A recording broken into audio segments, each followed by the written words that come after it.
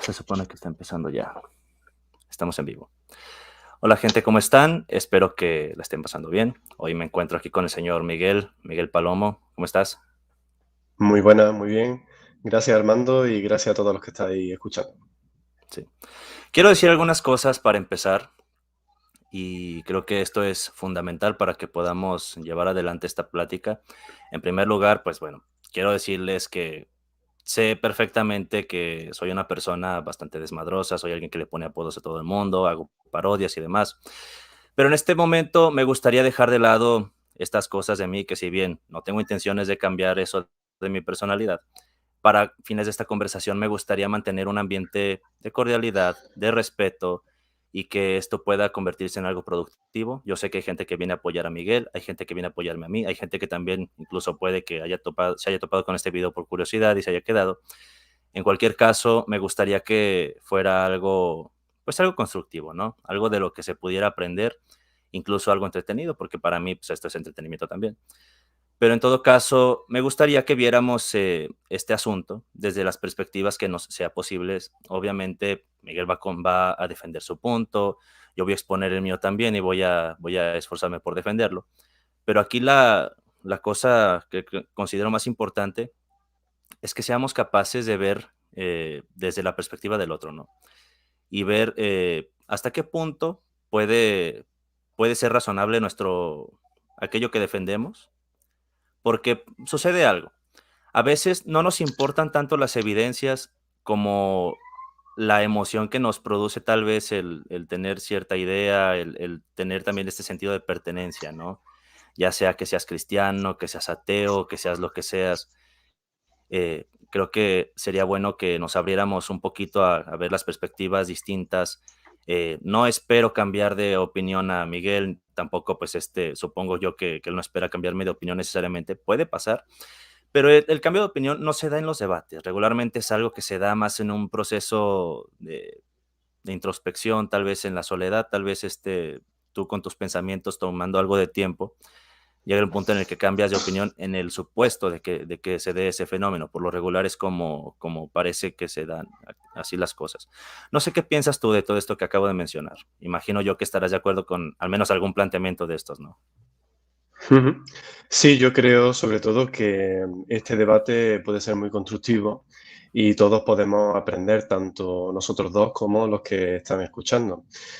Así que, bueno, vamos adelante. Yo, por mi parte, si no te parece mal, me voy a presentar, ya que estoy en tu canal, por si alguno Sí. no me conoce. Bueno, ya sabéis que, como pone en mi título, soy Filo Palomo, hago contenido en redes sociales bajo el nombre de Filo Palomo y ahí es donde nos hemos encontrado en varios vídeos Armando y yo hace ya algunos meses. Y bueno, me llamo Miguel, soy de España y he sido profesor de filosofía en varias universidades, actualmente en la Universidad Complutense de Madrid. Así que desde Madrid os saludo a todos.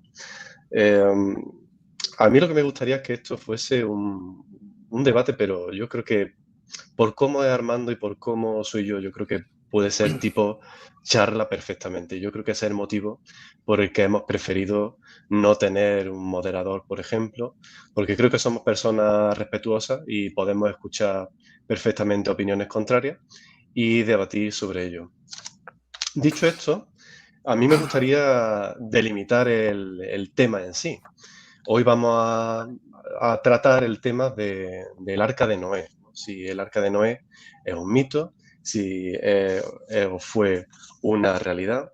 Es decir, el tema no es la existencia de Dios, no es la existencia de Jesucristo, no es ni siquiera la veracidad de los textos bíblicos y ni siquiera la veracidad de los milagros, porque aunque os puedo sorprender, para defender que el Arca de Noé tuvo lugar, ni siquiera hace falta apelar a los milagros. Entonces, bueno, el tema es, bueno, por lo menos eso es lo que yo voy a defender y creo que tengo buenas razones para ello. Por lo tanto, el tema es el Arca de Noé. Si ocurrió, no ocurrió, si fue un mito, si fue una realidad. Y respecto a esto, yo creo que es un tema muy interesante porque, si no recuerdo mal, Armando, en algún vídeo que he podido ver, tú has afirmado que el Arca de Noé te generó ciertas dudas que fueron como una especie de germen para inclinarte hacia el ateísmo. ¿Eso es cierto Claro, sí. o me equivoco? Creo que, bueno, esto es un tema personal y si no quieres no pasa nada, pero si te apetece desarrollar eso un poco, yo creo que sería interesante para contextualizar el tema. Pues mira, en primer lugar, yo considero que sería bueno eh, decir lo siguiente. En Génesis 6 se pueden, por lo menos los cristianos evangélicos protestantes, se pueden dividir en, digamos, bandos, ¿no? Están quienes defienden que es una inundación planetaria y están quienes dicen que no, que se trata de una inundación local. En mi caso, yo lo entendía como una inundación planetaria. Digo, hay críticas que se hacen entre ellos. Yo supongo que tú también has visto predicadores, apologistas y demás, ¿no? Sabes cómo está esta cosa. Y para mí particularmente era importante la creencia de la inerrancia de las escrituras, o sea, entender que la Biblia era es un libro inspirado de forma divina, implicaba que no podía haber errores, ¿verdad? Sé que también incluso dentro del mismo evangelicalismo, que a pesar de que una de las 5 solas protestantes es la sola escritura, se defiende esta idea de la inerrancia bíblica. He estado viendo un fenómeno últimamente sobre todo en ciertos apologistas que reinterpretan esta idea. Pero como yo la entendía en aquellos años, era, pues, no hay errores, ¿sabes? O sea, podrá haber tal vez incluso errores de traducción y demás cosas, pero hablando de los originales, de lo que en crítica textual se conoce como los autógrafos, ahí no podía haber error, porque era Dios divinamente inspirando a esos autores. Y si había un error en este texto original o en las ideas expresadas en él, necesariamente la Biblia pues, ya tendría un problema muy grande para ser considerada como palabra de Dios. Entonces, al empezar a ver que no solamente es que hay cosas difíciles en el diálogo, sino que incluso hay cosas que me parecen directamente imposibilidades, eh, empezó a tambalearse esta idea. Y no es que del diluvio me hice directamente ateo, pero es que eso me puso en problemas, ¿sabes? Porque uno naturalmente defiende o trata de aferrarse a esto, porque tú cuando eres cristiano, y dependerá obviamente de cada visión del cristianismo, porque incluso en una misma denominación o en una misma iglesia hay muchas visiones del cristianismo, pero regularmente se tiene esta idea de que amarás al Señor tu Dios con toda tu mente, con toda tu alma, con todas tus fuerzas, con todo tu corazón, ¿verdad? Y a veces hay cristianos que ni siquiera hablan la Biblia más que en la iglesia, ¿no? O sea, se dice que este es el primero y más grande de los mandamientos, pero estos cristianos, como les dicen los cada 8, ¿no? Porque cada 8 días agarran la Biblia. ¿Cómo es posible que cumplas este mandamiento si no te ha producido la suficiente curiosidad para ponerte a leer? Hay gente que dice que ama a Dios y todo eso, al Dios judío cristiano, ¿verdad? Pero nunca en su vida ha leído la Biblia completa, nunca se ha preocupado, por ejemplo, por ver alguna otra traducción, porque yo, por ejemplo, yo vengo de una familia católica y yo soy, digamos, el único que se hizo evangélico, porque yo me hice evangélico en mi adolescencia. Y cuando empecé a tener estas crisis de fe, pues también entra en juego eso de que, ¿y cómo le digo al mundo que estuve equivocado después de estar predicando tanto? Porque yo prediqué y yo estuve viajando mucho aquí en México tocando en el grupo de alabanza, ¿sabes? Eh, yo también, mi última etapa de cristiano la pasé siendo calvinista. Y, se perdió. No, ya volví, te digo. Paradójicamente, los calvinistas, aunque sostienen que pues hay digamos, pues es una visión determinista, tú sabrás de eso.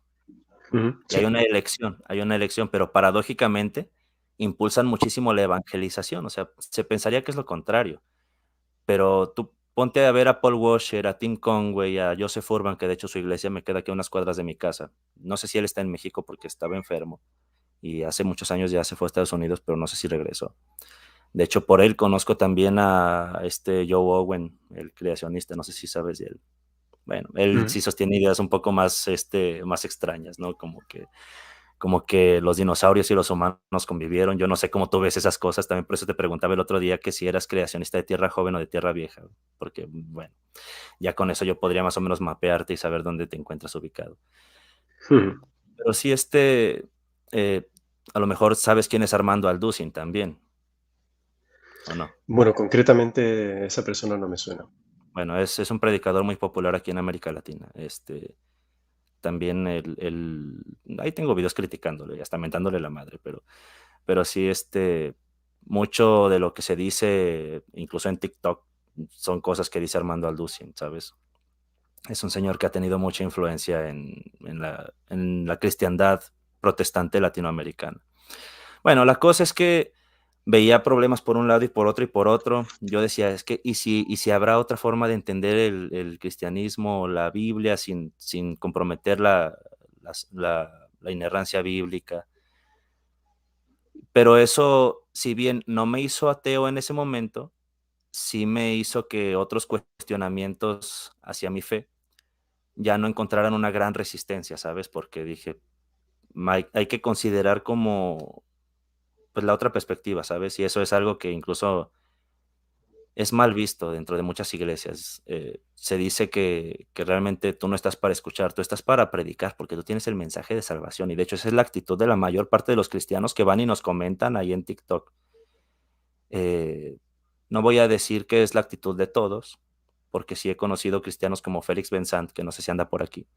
Es del que te hablé el otro día. Alguien con quien se puede hablar bastante bien.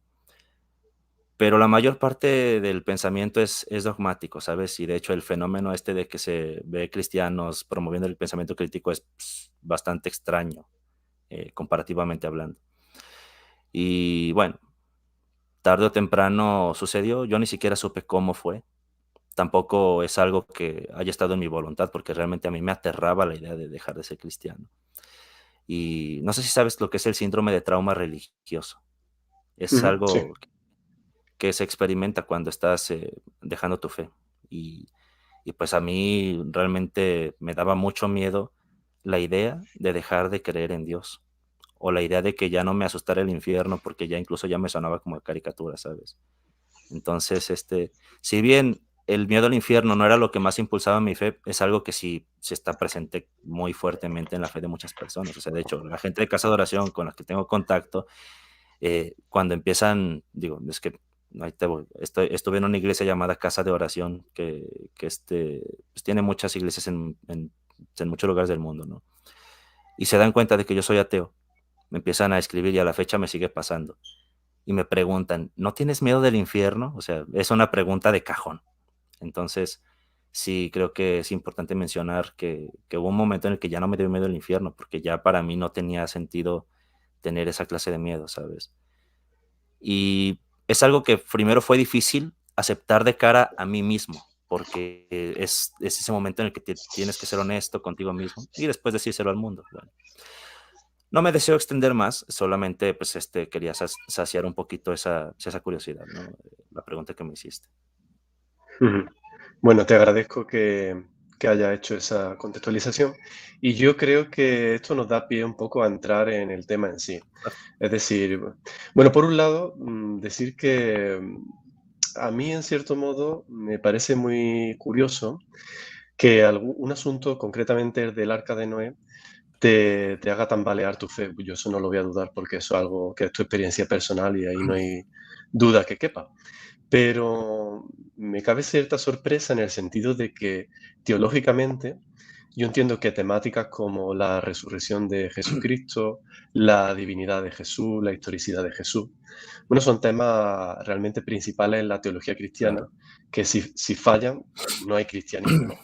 Pero el Arca de Noé, como tú mismo has dicho, hay mucha flexibilidad dentro de las distintas denominaciones cristianas debido a que es un tema, no es un tema primario. Yo diría incluso que no es ni secundario, es terciario, ¿no?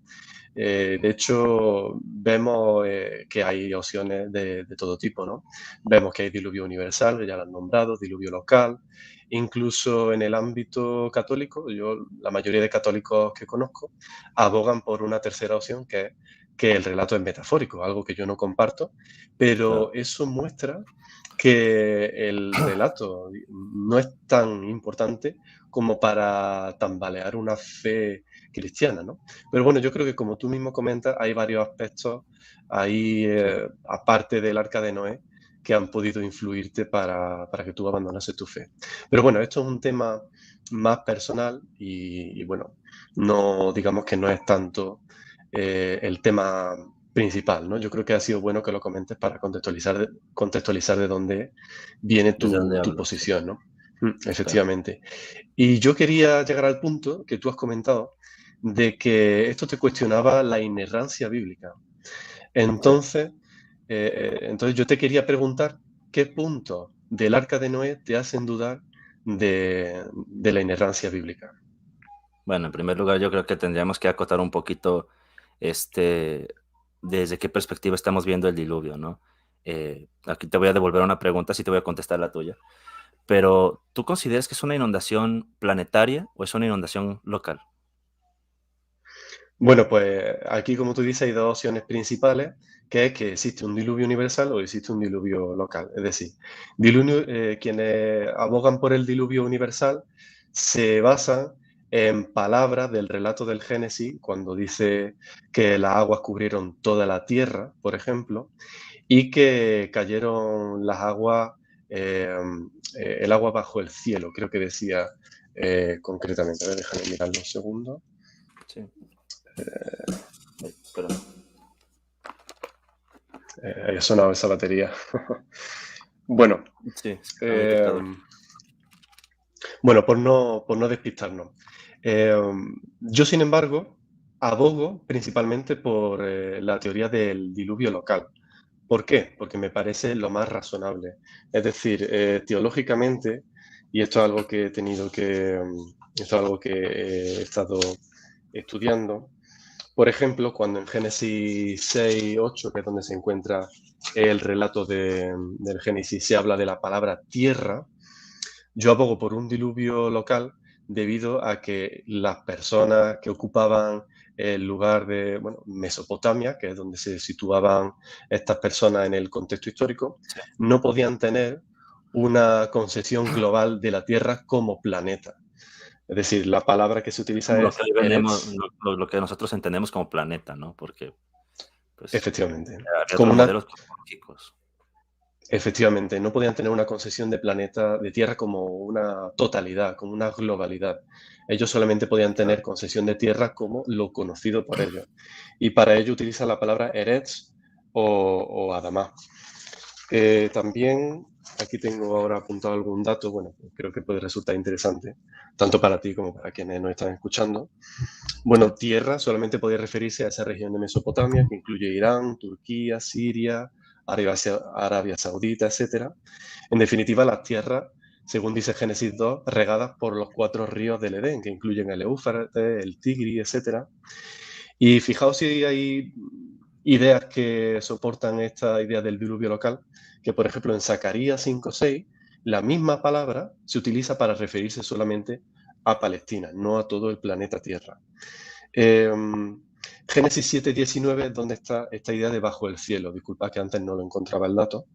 Y sí. Hechos 2:5 utiliza también esa misma palabra bajo el cielo, refiriéndose a los lugares que eran conocidos por los apóstoles.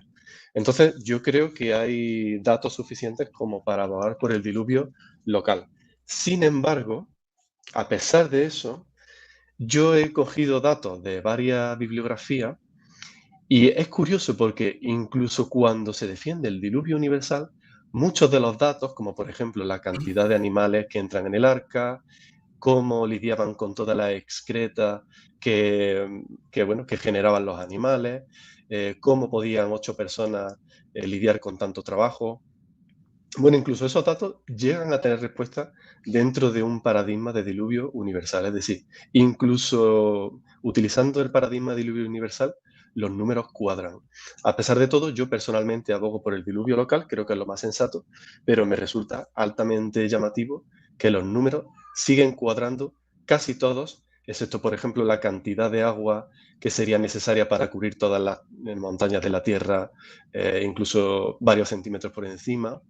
Ese es un dato que quienes Allá abogan más por el alto. diluvio universal tienen que buscar cantidades de agua que ahora mismo no hay disponible en la Tierra, a no ser que se hable de aguas subterráneas, por ejemplo, etcétera. Pero excepto esos datos concretos, el resto de números cuadran, incluso utilizando la hipótesis de diluvio universal.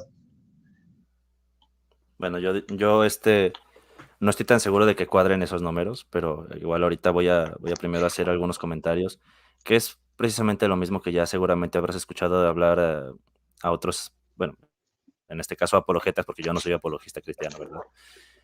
Eh, pero se suele decir esto, si era un diluvio local, bueno, para esto, ¿tú consideras que los años en Génesis eran años literales de 365 días? Bueno, sería otro tema distinto, pero en principio no veo por qué no. Vale. Entonces, estaremos de acuerdo en que Noé estuvo, digamos, 120 años predicando, según nos cuenta tanto aquí en Génesis como en Hebreos, y estaba construyendo el arca durante todo ese tiempo. ¿No te parece que habría sido tiempo suficiente para que Dios le dijera simplemente muévete de ahí? Como lo hizo, por ejemplo, en Sodoma con Lot y sus hijas. Y pues también en este caso, si es una inundación local, me resulta extraño que en TikTok, en aquel tiempo en el que de hecho fue cuando te dije que hiciéramos este debate, te pusiste a defender el tema de la endogamia. No veo por qué había la necesidad de defender la endogamia si es que no estás del lado del diluvio planetario. Ahorita quisiera decirte estas dos cosas. Tengo otros dos apuntes que quiero mencionar sobre lo del diluvio local, pero para irlo llevando por partes, pues te dejo estas dos, ¿no? Mm. Bueno, respecto a los años literales, se puede, yo abogo en principio porque sí, porque son años literales. Pero de nuevo digo, incluso aunque uno tomase la idea de que los años no son literales, los números siguen cuadrando. Es decir, Noé tuvo tiempo para construir el arca, pudo tener tiempo para recolectar animales, etcétera, etcétera. Entonces, en ese sentido, no entiendo muy bien tu objeción, no sé por dónde apunta tu objeción. Por otro Ah, lado, respecto a la bueno, endogamia, continúa. sí, respecto a la endogamia, ¿por qué la defiendo? Porque tal y como te digo, incluso aunque utilicemos un paradigma de diluvio universal, sigue cuadrando. Es decir, los problemas que podrían generarse por la endogamia no son del modo en el que se suelen presentar desde el ateísmo. Yo en ese vídeo, que por cierto ya hace algunos meses que lo hicimos, ¿verdad? Y aprovecho para hacer un Sí, inciso porque me propuso Armando realizar este debate y agradezco, disculpa este inciso, agradezco que él haya esperado porque justo yo tenía una situación personal, mi esposa estaba a punto de dar a luz y en ese momento no podía dedicarme a hacer el debate. Y él paciente y cordialmente ha esperado y le agradezco esta espera, ¿no? Dicho esto, respecto al tema de la endogamia, sabemos que la endogamia ocurre cuando familiares cercanos, en este caso de los animales, engendran crías y eso ocasiona mortalidad, eso ocasiona defectos genéticos. A pesar de ello, hay que reconocer que si uno defiende la historicidad del Arca de Noé, un mínimo de endogamia tuvo que darse, porque estamos hablando de que en el arca subieron pares de animales, macho, hembra, y de los animales puros subieron siete parejas.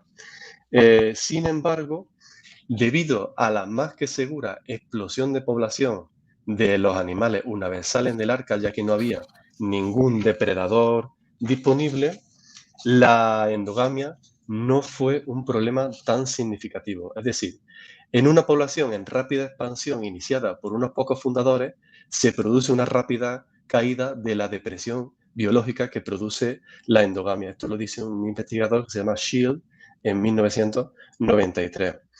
Eh, Esto es muy diferente y esto es importante a la depresión endogámica que ocurre cuando aparece la endogamia dentro de una población pequeña y recurrente dentro de esa misma población pequeña.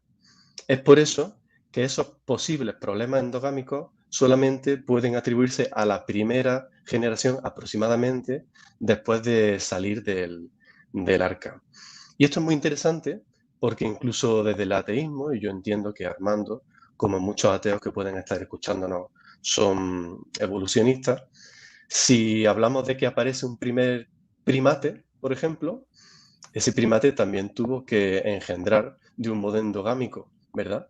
Y sin embargo, aquí estamos, no ha ocurrido absolutamente nada. Eso se debe a que, como dice este investigador Shield en 1993, los problemas endogámicos solamente ocurren en poblaciones cerradas que van construyendo esa endogamia entre ellos mismos continuamente. Y creo que esas son las dos objeciones, ¿no?, que me has propuesto hasta ahora. Vale.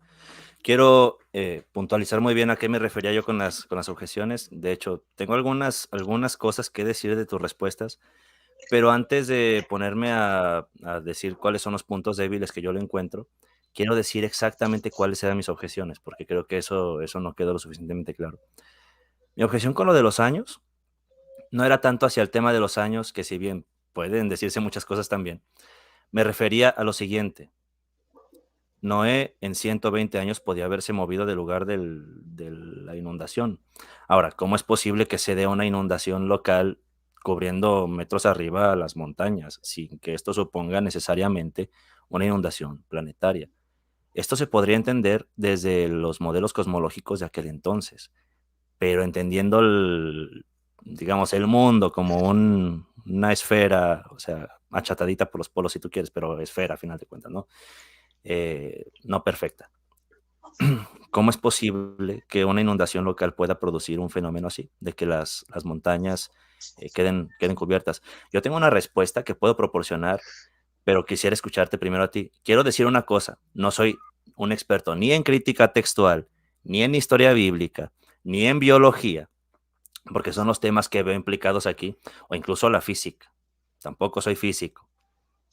Tengo físicos con los que me puedo asesorar y que ya vi por ahí que andan algunos, o sea, Javier ahorita me contestó un WhatsApp, de repente por ahí está Wikiseba también, en el tema de la biología, Pechan también es biólogo, eh, o si no, pues Julián es físico, de crítica textual pues están ahí el dinosaurio de Noé, eh, yo sé que la persona que voy a mencionar es alguien con quien algunos de la comunidad de ateos tienen problemas, pero al margen de los problemas personales que se den, es alguien que da datos bastante valiosos desde mi perspectiva y se trata de Dragonar 666.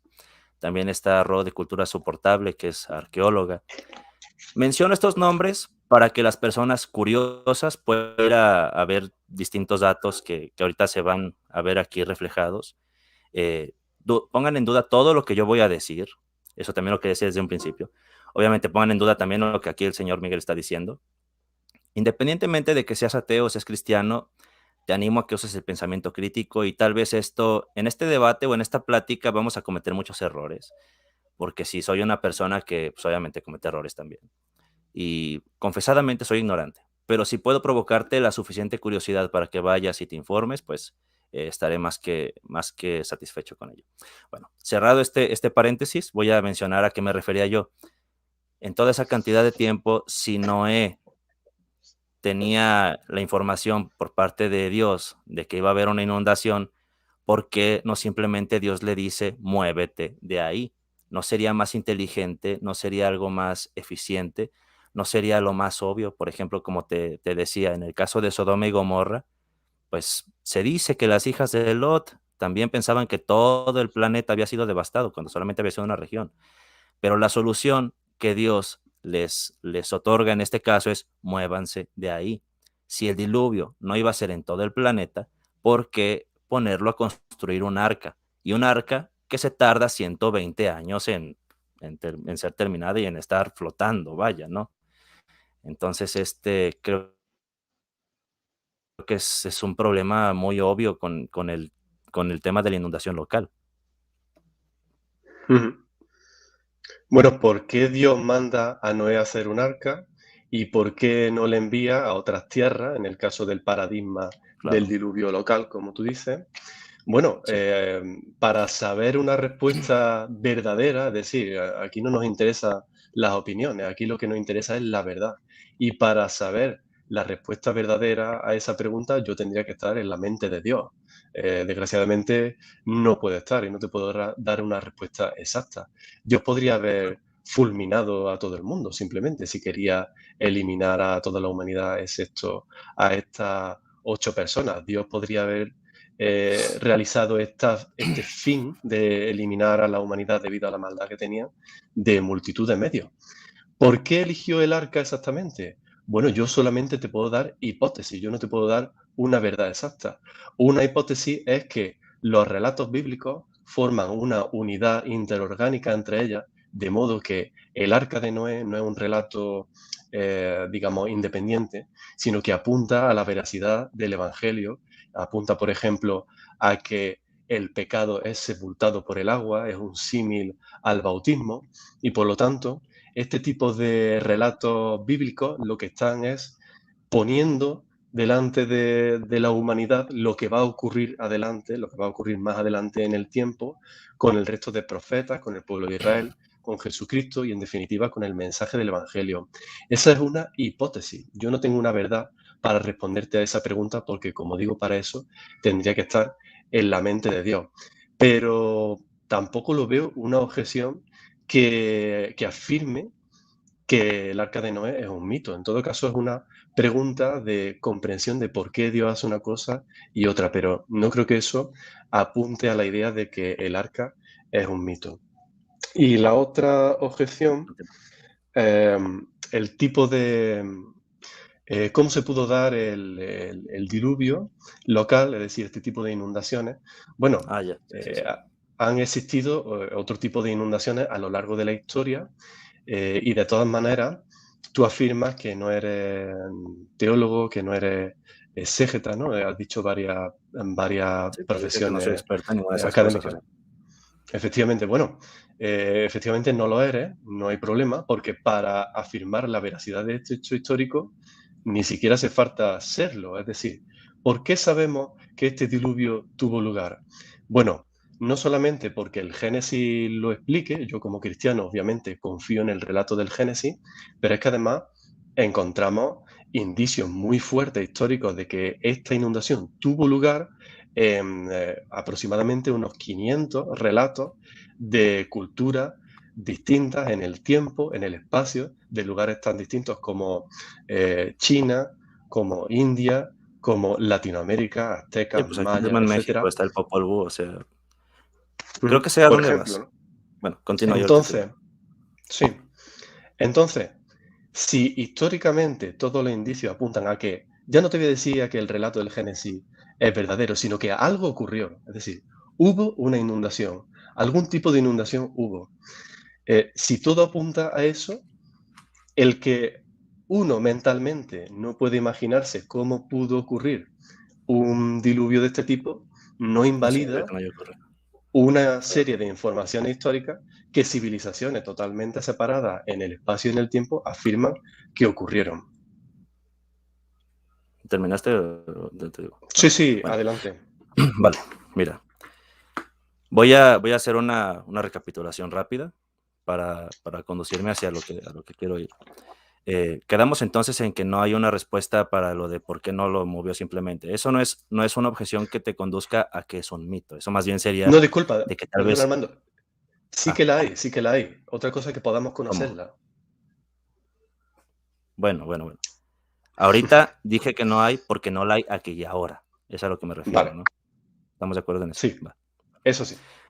Ahora, eso no es una objeción que vaya en dirección de que es un mito, sino más bien en que, pues, tal vez no es la interpretación que más calza con lo que leemos aquí. Ahora, aquí yo me voy a hacer una objeción a mí mismo con la siguiente respuesta que te voy a dar, y es que es como lo más obvio, lo que seguramente la gente que está aquí presente, que a lo mejor tenga un poco de familiaridad con el tema de crítica textual, porque te dije que no soy un experto, pero si bien soy confesadamente ignorante, tampoco es que sea del todo ajeno a los temas, ¿sabes?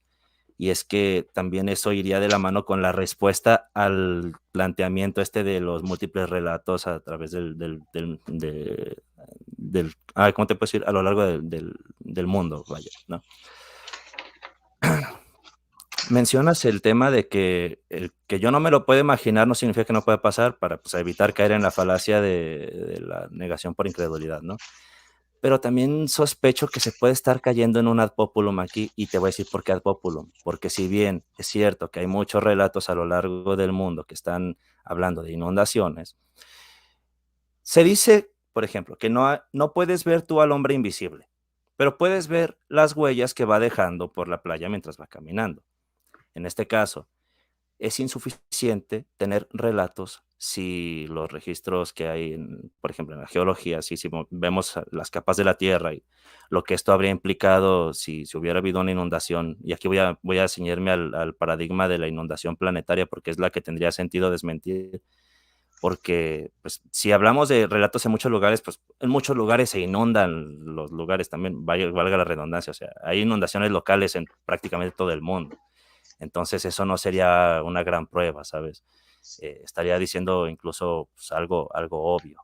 Pero en el caso del paradigma del diluvio planetario, es donde sí podría tener algún sentido que mencionaran eso de que hay muchos escritos y muchos relatos a lo largo del mundo, ¿no? Pero el problema es que lo que vemos, por ejemplo, en las capas de la Tierra, los sedimentos, no se corresponden con lo que habría si hay una inundación global. Más bien parece que ha habido, pues, en los distintos estratos, ha habido distintas épocas en las que había ciertos animales y cierto tipo de vegetación y que ha tomado, pues, millones de años, ¿no? Digo, también por eso te preguntaba si eres de tierra vieja o de tierra joven. Los de tierra vieja son obviamente los que sostienen las cosas más débiles, o sea, pero de tierra joven, perdón, son los que sostienen las cosas más Ujú. fáciles de desmentir. En el caso de los de tierra vieja, bueno, ya aquí también tendríamos que ver que el diluvio, de haber ocurrido a nivel planetario, habría dejado una capa homogénea de lodo, o sea, un barro homogéneo, pero tenemos distintas capas con distintos materiales, distintas formas, qué sé yo. Vayan con los expertos, como les dije. En este caso, pues yo creo que Roa de Cultura Soportable sería alguien competente en este punto muy particular. Pero aquí la cosa es que no lo hay. Entonces, a pesar de que hay muchos relatos hablando del hombre invisible, no están las huellas en la arena. Para poder hablar de un fenómeno sobrenatural, en este caso uno que intervino en la realidad, digamos, vamos a decir estas palabras, natural, pues las huellas que debería haber en el mundo natural no están, no existen. Entonces, aquí tal vez calzaría más esta explicación que tiene que ver con que los sumerios son la cultura más antigua que hay. No voy a decir que el diluvio de Génesis es un plagio de Gilgamesh. Ya estuve viendo y estoy hablando también con Dragonart sobre eso y también los ateos a veces cometemos errores en nuestra crítica. Y digo, aún sabiendo que puedo tener mi margen de error para esta crítica, quiero hacerlo de la mejor forma que sea posible, apegándome a aquello que conocemos como verdad, ¿no? O sea, deseo acercarme a la realidad y si hay alguien que vea que estoy equivocado en algún punto muy particular, pues señálemelo. No es lo mismo decir simplemente, estás equivocado porque no estás reforzando mis prejuicios o mis creencias previas, sino porque me digan, mira, estás equivocado aquí porque este dato está mal, ¿no? Y ya me corriges y yo ya veo en qué fallé y lo afino después, ¿no?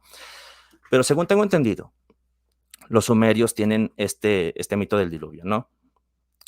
Este mito pasa hacia los acadios una vez que Sargón de Acadia pues, organiza la rebelión, ¿saben? O sea, él era un jardinero de alguien importante que pues, organizó una rebelión y comenzó poco a poco a formarse pues, esta civilización de los acadios, ¿no? Ellos tomaron este relato de los sumerios y posteriormente los acadios pues, fueron invadidos por los babilonios y en Babilonia también se adopta esto. A veces se piensa que también los judíos, el pueblo de Israel, los hebreos, eran una nación desde un principio o que estuvieron en Egipto, ¿no? Eh, la historicidad de ese evento pues ya ha sido fuertemente vapuleada por la academia y en arqueología y en historia. Y parece ser que más bien se trata de un conjunto de diversas tribus que estaban ahí, la mayoría de Canaán. Hay otras que, por ejemplo, la de Dan parece provenir de Grecia y la de Leví, pues parece que se trataba de una casta de gente proveniente de una familia sacerdotal de Akenatón, que llegó de Egipto ellos sí fueron de Egipto hacia Canaán precisamente. Pero esto eh, fue algo que sucedió, digamos, como herencia cultural. Hablo de la transmisión de los relatos, ¿no? En el caso del relato del diluvio, pues obviamente venían del- de los sumerios, los acadios, Y después, cuando es la deportación a Babilonia, ellos ya conocían el relato, ya conocían el relato que había sido heredado por ellos, pero en Babilonia empiezan a tener otra reinterpretación, ¿no? Digo, no sé si sabes lo que es la hipótesis documentaria de, ay, ¿cómo se llamaba este güey? Julius Barhausen. Julius Barhausen es el que propone lo de la hipótesis documentaria, que después se ha convertido en, pues digamos, el paradigma principal del análisis de los textos. O sea, nosotros tenemos ahorita una Biblia, la conocemos, digamos, como este libro que pareciera estar unificado, pero originalmente pues ha sido recopilado, ¿no? Digo, la Biblia es un conjunto de diversos libros, pero incluso estos libros provienen de distintas fuentes. En el caso de los primeros 5 libros de la Biblia, el Pentateuco, o lo que se conoce en los judíos como la Torah, están, por ejemplo, la fuente eloísta, que es aquella tradición que hablaba de Dios con el nombre de Elohim, y está la fuente yavista, que es la que usa el tetragramaton, el Yahvé, el Yahweh o Jehová, como lo vean en sus traducciones. Y una fue producida en el reino del norte, que la otra fue en el reino del sur. Ya saben que Israel estuvo dividido en Judá y en Israel. Y la fuente yavista presenta un Dios más antropomórfico, en tanto que el Dios Elohim es un Dios más trascendental. Y el relato del diluvio originalmente no era un solo relato, eran 2 relatos que posteriormente otros editores se encargaron de compilar, o sea, pero esto daría cuenta de algunas contradicciones que sí son claras en este relato de Génesis 6, 7 y 8, que de otra forma sería como difícil de entender, ¿sabes? Y esta transmisión de estos mitos, como te dije, Sumeria fue la primera civilización y de ahí se empezaron a expandir hacia muchos lados del mundo. O sea, más que plagios, se trata de herencias culturales. Y obviamente tú ves una inundación, una catástrofe, lo que sea, y vienes de alguna forma heredando estas historias, pues obviamente se va a ir construyendo toda esta narrativa en distintas civilizaciones, sin que necesariamente se haya dado un diluvio planetario. Pueden darse muchas inundaciones locales y esto calzaría perfectamente con la realidad desde donde yo veo las cosas, ¿no? En ese sentido, yo no te podría presentar una objeción muy grande porque de hecho estaríamos de acuerdo. Tal vez en todo caso yo no lo vería como intervenciones divinas, pero estaría de acuerdo en que pueden darse pues, inundaciones en muchas partes del mundo, ¿no? Por eso es que considero relevante el tema de los múltiples relatos solamente en el paradigma del diluvio planetario. Pero bueno, aquí no sé qué quieras mencionar al respecto. Ujú. Bueno, yo creo que hay dos cosas interesantes a comentar respecto a esto. Primero, que aunque hables de transmisión cultural del relato del Arca de Noé, hay civilizaciones que están alejadas de estas otras civilizaciones que está señalando, como por Sí, ejemplo estas civilizaciones latinoamericanas, que estaban claramente separadas de claro. Mesopotamia y de estos otros lugares, que tienen idiomas totalmente distintos, que no tenían por qué conocerse unos a otros, de hecho que ni siquiera estaban en contacto. ¿Y cómo es posible que un relato similar, que hable de inundaciones, que hable de diluvios, esté en lugares en los que se hablan idiomas distintos, y no estamos hablando en el siglo XXI en el que uno podía viajar y aprender los idiomas, y estén en lugares como Mesopotamia también, ¿no? Eso por un lado. Y segundo, aunque efectivamente hay transmisión cultural de este relato en algunos lugares, el hecho de que la transmisión cultural sea real implica la falsedad del relato. Esa sería mi pregunta. No necesariamente. No, mira. Voy a puntualizar algunas cosas que dije. Eh, ¿Implicaría la falsedad? No necesariamente, pero sí te daría unas muy buenas razones para sospechar en el caso del paradigma del diluvio planetario, porque te dije, aquí lo que pesaría más son las evidencias geológicas, las cuales no están a favor de este paradigma. Y en el caso del diluvio, digamos, local, pues ahí yo no lo objetaría. En todo caso, pues yo no lo vería como algo divino, como te dije. Lo que pasa respecto a la transmisión de los relatos, creo que no sé qué tan familiarizado estás con las teorías que se dan respecto a la llegada de los seres humanos a América. Se manejan distintas, esto no lo tengo muy fresco, esto ya lo vi hace muchos años en la escuela, pero está, por ejemplo, la teoría del origen único y la teoría del origen múltiple. O sea, obviamente los humanos en América no se originaron en América. Perdón. Como te dije, los sumerios fueron la primera civilización. Lo que es ese pedacito ahí en África y, bueno, lo, lo- lo que está ahí, es que están ahí los tres continentes. Ay, perdón. Los tres continentes están unidos en esta zona, ¿no? Por ahí comenzaron a expandirse hacia lo largo del territorio, digamos, que no estaba cubierto por agua. Y se tiene la idea de que por el estrecho de Bering, de Asia a lo que es Norteamérica, ahí estaba congelado. Te estoy hablando ya de muchísimos años, ¿no? Aquí puedo estar cometiendo un montón de errores porque no tengo muy fresco este tema, pero los humanos definitivamente parece que avanzaron de estos continentes hacia América. Eh, el mito sumerio, si bien la civilización y la escritura pudieron ser posteriores, se pudo haber originado desde antes, ¿no? Digo, aquí sí voy a necesitar consultar bien a las personas, pero no me parece a mí extraño que se pudiera corresponder con los mitos o sea, el relato de las inundaciones en América con los de, con los de otros lugares, ¿no? Porque pues los humanos empezaron a regarse por el mundo y seguramente ya traían ahí ciertas formas de entender pues la realidad, de dar explicación a lo que ven, a su mundo. Y pues tampoco me parecería extraño que en la mente de personas primitivas ven una inundación y piensan que alguien se enojó con ellos, ¿no? O sea, eh, no le veo mayor problema. Y pues si se les inunda el lugar que conocen, se les está inundando su mundo.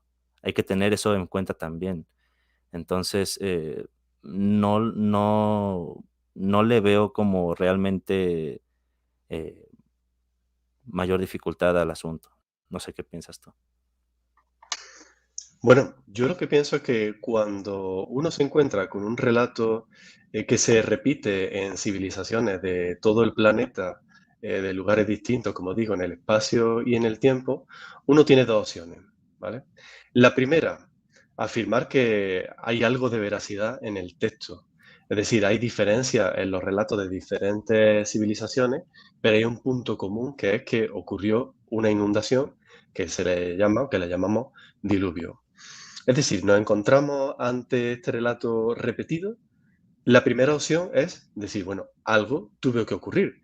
¿Por qué? Porque de ese modo es como funciona la historia como disciplina académica, mediante su metodología, afirma que si un texto es repetido de diversos modos en diferentes lugares, algo tuvo que ocurrir. Esa es la primera opción. Y la segunda opción es la que tú propones, que yo la llamaría una teoría conspirativa, ¿no? En el sentido de que, bueno, no es que ocurrió algo y se ha repetido en miles, bueno, en varios cientos de civilizaciones alejadas, sino que, bueno, una persona se lo inventó, esa persona esparció el relato, posteriormente viajó por el estrecho de Bering, pobló América y el relato tuvo tanto éxito que al final se ha expandido por el mundo y hoy seguimos hablando de él. Bueno, yo creo que lo más sensato, lo más razonable es que algo tuvo que ocurrir para que todas las civilizaciones de tiempos distintos, en lugares distintos, con idiomas distintos, repitiesen lo mismo. Lo otro, bueno, se puede defender, pero creo que tampoco tiene ninguna prueba para defender que ese relato se originó de una persona y que esa cultura lo llevó a otra y a otra y a otra, ¿verdad? Mm, como te dije, no sé qué tan familiarizado estás con el trabajo de Julius Van Hausen y los que han venido después de él. Esto no es algo sacado del orto, ¿sabes? O sea, hay, hay bastantes cosas que tú puedes ver en los libros. Igual puedo poner ahí algunas cosas en la descripción tal vez. Pero creo que sí es importante checar que pues checar la obra de este señor sobre todo, ¿no? Julius Van Hausen.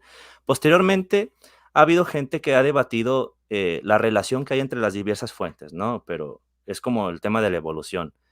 No es que se haya refutado a Darwin. Si bien Darwin, como el que propuso esta teoría de la evolución, si bien no fue el primero, obviamente, digo, pero es como el más célebre, ¿no? Posteriormente se le hacen diversos descubrimientos que van afinando pues, que van afinando la evolución, vaya, ¿no? La teoría de la evolución. No es que se haya refutado, sino que se está refinando. Es lo mismo que pasa con Newton y la gravedad. Llega Einstein con la relatividad y no es que haya refutado a Newton, se sigue perfeccionando. En este caso, hablamos de la hipótesis documentaria de Waldhausen, y vienen más estudiosos a refinar algunos detalles, pero pues realmente hay bastantes razones buenas para aceptar pues en ese sentido sí lo voy a decir, la historicidad de que hay una fuente yavista, una fuente eloísta, la fuente deuteronomista, la fuente sacerdotal, y que obviamente hay una composición de los relatos, sobre todo en el tiempo de la deportación de Babilonia. Ahí se construyen muchos de estos relatos, porque ahí te va otra cosa, brother. Hablaste de los animales puros. ¿Desde qué momento hay animales puros en la Biblia? Si no había ley en ese entonces. Bueno, eso se debe a que, aunque no estaba estipulado por la ley mosaica, ya existía una tradición judía que estimaba cuáles eran los animales puros y los animales impuros. Eso se sabe por la tradición judía.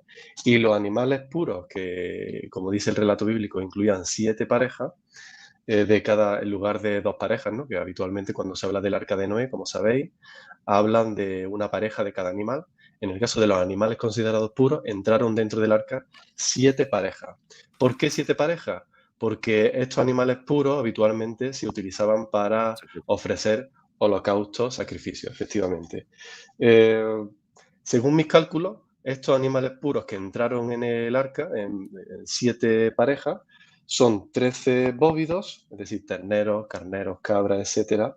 Y si seguimos esta tradición judía, también algunos pájaros, como algunos galliformes, algunos anseriformes, es decir, patos, y algunos paseriformes, es decir, algunos tipos de pájaros más comunes. Como sabréis, si habéis leído el relato bíblico, si habéis leído la Torá, algunos de estos pájaros se utilizaban para sacrificios, especialmente para personas que no tienen dinero para ofrecer un Sí. carnero.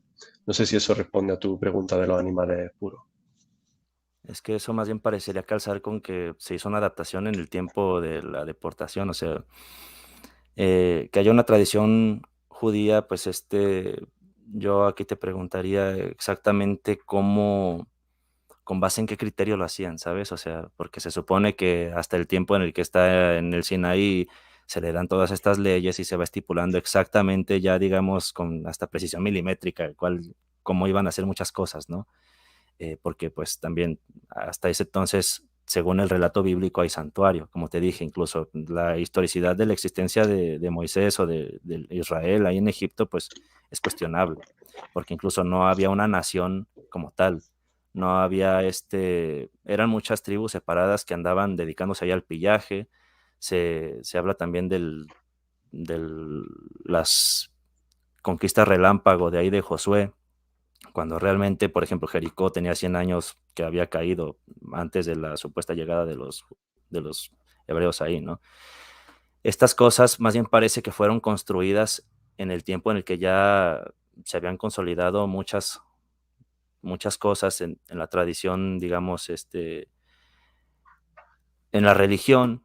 Ya había una nación, porque incluso ya había sido conquistada, y en Babilonia se habían retocado muchos de estos relatos que habían sido asimilados, heredados por parte de los acadios, que a su vez salieron de los sumerios. Y pareciera que más bien es una forma de amalgamarlo, porque como te digo, tenemos en Génesis 6, 7 y 8, incluso intercaladas estas fuentes, ¿no? O sea, por ejemplo, tenemos el fragmento que va desde el versículo 5 del capítulo 6 hasta el versículo 8, viene de la fuente yavista. Y después tenemos del 9 al pues hasta el versículo 22. Esto viene de la eloísta, pues. Hay una parte que habla de que fueron 40 días y 40 noches. Y después dice que fueron 150 días. Y ahí te va por qué. Voy a leerte los textos en el versículo 4 del capítulo 7.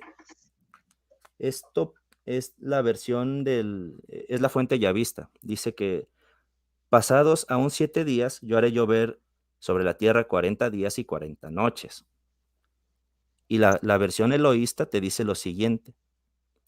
Y prevalecieron las aguas sobre la tierra. Espérame. Déjame ver si es el que estaba pensando. No, sí es. Mira, ahí te va. Y prevalecieron las aguas sobre la tierra 150 días. Y se acordó Dios de Noé. Aquí está usando Dios, es Elohim. Esta es la fuente eloísta, dice. Y de todos los animales, todas las bestias que estaban con él en el arca, hizo pasar Dios un viento sobre la tierra y disminuyeron las aguas. ¿Y qué dice el versículo 2? Y se cerraron las fuentes del abismo y las cataratas de los cielos. O sea, estaba lloviendo todavía. Claramente la fuente yavista te dice una cosa y la fuente eloísta te dice otra. O sea, parece calzar más con la realidad y parece ser más, voy a ser redundante, lo siento, perdón por la cacofonía, pero parece que lo más realista es esto. Hubo una composición posterior. Hay otras contradicciones obvias que ahorita no recuerdo muy bien. Por aquí había las había subrayado. Pero me parece que el ejemplo ahorita podría ser lo suficientemente ilustrativo como para poder considerar esta otra perspectiva. Ujú. Bueno, se me ha quedado tu imagen pillada, pero me estás escuchando, ¿verdad? Sí, te escucho. Sí. Bueno, Sí. aquí hay varias cosas que comentar. Lo primero es que lo que yo estoy defendiendo, yo creo que el tema del Arca de Noé es tan sencillo de defender su veracidad que ni siquiera hace falta apelar a la veracidad del texto bíblico, que obviamente yo creo en el texto bíblico como cristiano que soy. Yo creo que la información que tenemos disponible histórica y científicamente es compatible con la existencia de un diluvio y es por lo tanto compatible con la existencia del relato del Génesis que habla del Arca de Noé. Otro tema distinto es cómo se ha elaborado este relato. Es decir, aquí ya tendríamos que hablar de qué modo se elabora, quién recopila los textos del Antiguo Testamento y si podemos fiarnos del proceso de elaboración, de redacción y de recopilación de estos textos. Pero es un tema totalmente distinto.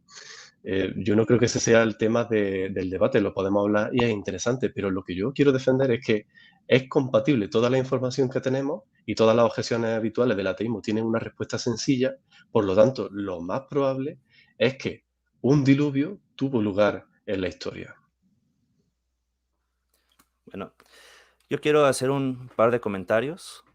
Eh, Como te preguntaba, yo quería acotarme a una sola visión del diluvio para saber a cuál contestar. Ahorita de repente estoy contestando un poquito al paradigma del diluvio planetario y de repente al paradigma del diluvio local. Con el del diluvio local no tengo tanto problema, aunque sí voy a decir que el texto sí contradice muchas cosas. Obviamente también aquí tendríamos que entrar a matizar con que si se refiere al texto eloísta o al texto yavista, pero por ejemplo, con el tema de las montañas siendo cubiertas metros arriba, pues me parece a mí que ya se vuelve difícil, si no es que casi imposible, de sostener el diluvio local.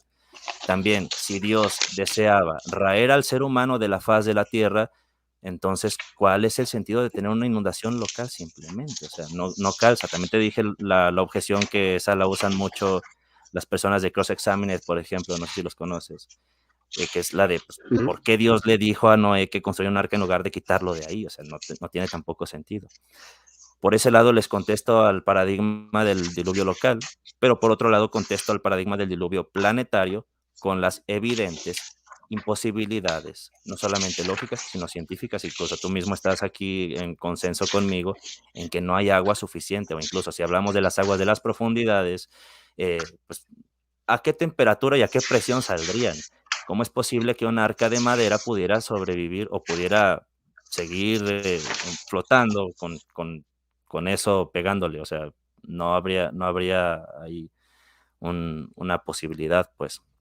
Ahora, respecto al tema de los números que dices, ¿no? O sea, para mí era muy importante mencionar esto de las fuentes, de cómo es que se construye el relato, porque sí es fundamental para platicar esto, ¿sabes? O sea, si nos deja dilucidar una posible explicación al tema de que existe el relato, al margen de que podamos seguir hablando de las imposibilidades o de los problemas que hay.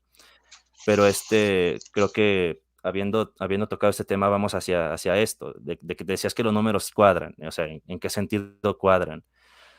Porque, por ejemplo, lo de la comida, no sé si cuántos empleados exactamente se requieren para un zoológico, porque tenemos aquí la cuenta de 8 personas, ¿no?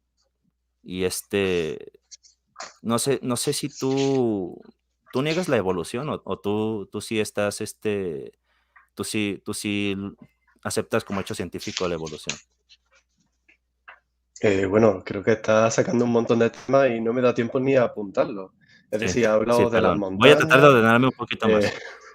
Nomás esa yo curiosidad sí quiero la tengo para responder para estas saber. cuestiones, pero Va, bien.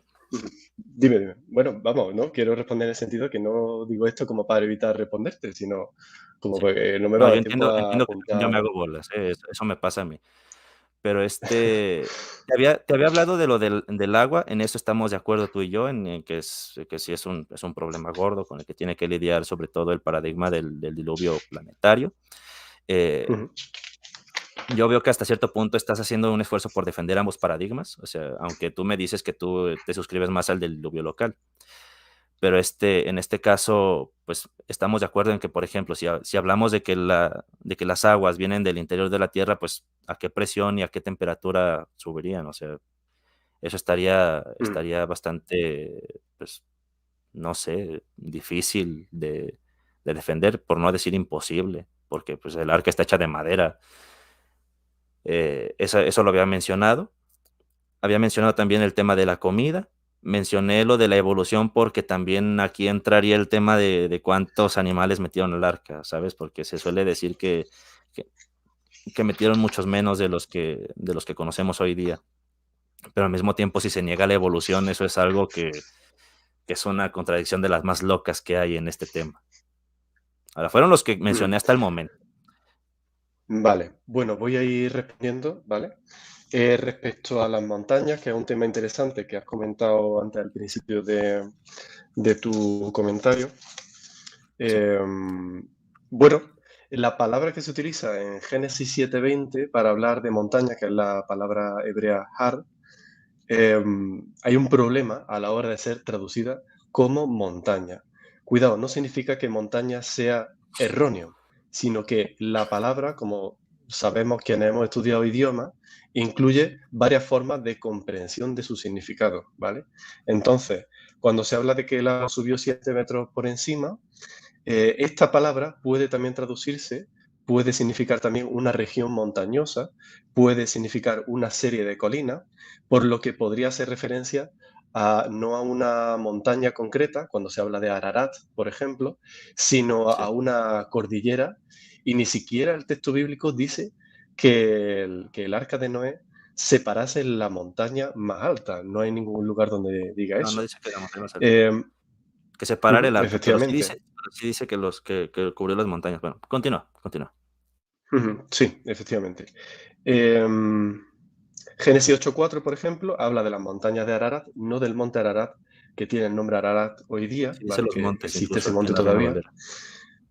Ujú, efectivamente. Bueno, no puede ser el mismo porque el monte Ararat no es una cordillera, y de hecho la palabra Ararat significa tierras altas, por lo que la comprensión infantilizada e ingenua de que el arca de Noé se paró en la montaña más alta, que para, por ejemplo, quienes bueno, esta es una idea que se propone habitualmente del ateísmo y también quienes defienden el diluvio universal, que bajo mi punto de vista pues, probablemente es erróneo, ¿no? Esta idea de que se paró bajo la montaña más, sobre la montaña más alta, creo que no soporta una exégesis adecuada, ¿vale? Eso por un lado. Me habías preguntado también respecto a cómo, bueno, cómo 8 personas cuidaron de los animales. Bueno, antes de eso hay que decir que cuántos animales contamos dentro del arca. Yo he Sí. leído textos ateos que fantasean con la idea de que en el arca tendrían que entrar millones de animales, incluso plantaciones de microorganismos, lo cual es totalmente absurdo. Si nos situamos en el lugar de una persona de la época en Mesopotamia, la única distinción que podían hacer de animales sin la ayuda de metodología científica es la subdivisión biológica de género, es decir, hay varias subdivisiones biológicas, especies, dominio, reino, etcétera. La máxima a la que se puede llegar sin esa metodología científica que tenemos hoy es la de género. Hay quienes afirman que se podría llegar a subdivisiones biológicas superiores y que podríamos hablar solamente de 2000 animales, por ejemplo. Bueno, pero yo creo que podemos ir a lo más difícil y hablar de este género y entonces, según datos que yo he consultado, hablaríamos de 16.000 animales. Y de esos géneros, posteriormente, gracias a la microevolución, gracias a la adaptación al medio, pueden ir apareciendo otras especies animales dentro del mismo género. ¿Vale? Eso como dato para responder a cómo 8 personas podían cuidar de 16.000 animales. Bueno, parece una locura, ¿no? O sea, yo no sé si alguno habéis trabajado, los que estáis escuchando, o tú, Armando, si habéis Eso es trabajado en lógico. alguna granja, bueno, o en zoológico, bueno, yo no, pero sí que he visto granjas y parece una locura que 8 personas cuiden de 16.000 animales. Es una joda. Pero precisamente ahora que nombra el zoológico, la analogía del zoológico es inadecuada, ya que los animales en el zoológico viven en una base permanente, es decir, se encuentran en un zoológico con dos finalidades. Primero, que sobrevivan toda su vida y segundo, que sean enseñados a Se otras personas, reproduzcan. ¿no? Es decir, uno va Ah, al también. Sí. zoológico y disfruta viendo al tigre, al león, a los animales que sean, ¿no? Sin embargo, en el Arca de Noé estamos hablando de una situación de emergencia extrema mediante la cual hay que sobrevivir y punto. Y se trata no de una vida entera, sino de un año. Por lo Sí. tanto, yo creo que la analogía más adecuada, más que de un zoológico, habría que hablar de, por ejemplo, laboratorios en los que se hacinan animales para realizar diversos estudios científicos, o, por ejemplo, granjas industriales de las que han proliferado tantas a partir del siglo XX y ya también en el siglo XXI. Entonces, por ejemplo, si hablamos de laboratorio, el laboratorio, como dice Hickey en 1970, y fijaos que no estoy utilizando, no voy a utilizar datos científicos muy recientes debido a que las condiciones de las granjas industriales han cambiado mucho en los años y estos son un Sí. poco menos dependientes de la alta tecnología de hoy día. Pues en 1973, Hickey afirma que una sola persona puede encargarse en un laboratorio de 5.900 animales. Son muchísimos. Es más, en granjas industriales, Miller and Hodge en 1970 afirman que un solo trabajador puede encargarse de 5.000 animales de ganado. Un solo trabajador. Mayton y compañía en 1985 afirman que puede haber en una granja, de hecho lo hay en estas granjas, lo había en 1985, un trabajador por 3.840 cerdos en granjas porcinas. También, por subir el listón, en 1991 Johnson afirma que solamente se requiere un trabajador para 30.000 gallinas. E incluso Mayton y compañía, que ya lo he citado antes, en 1985, afirma que un solo trabajador se encarga de 50.000 gallinas. Y estamos hablando de que en el arca solamente había 16.000. No estoy diciendo que porque una persona se encargue de 50.000 gallinas, 8 puedan encargarse de 16.000, ya que efectivamente, como podéis pensar, los animales varían en los tipos. Pero lo que significa esto es que es factible. es posible y científicamente se demuestra que esto es así. Y creo que esas son las objeciones, ¿no?, que habías propuesto. Sí, tenía preguntas sobre la evolución, o sea, quisiera saber Ah, de sí. una forma clara y sin Ujú. ambigüedades, o sea, ¿tú aceptas la evolución como hecho científico o no? Bueno, de nuevo esto sería otro tema distinto, ¿no? Sí. Pero bueno, por educación, No es necesario eh, que lo discutamos ni nada, pero es que sí tiene que ver, tiene que ver ujú, con la respuesta de esta cuestión.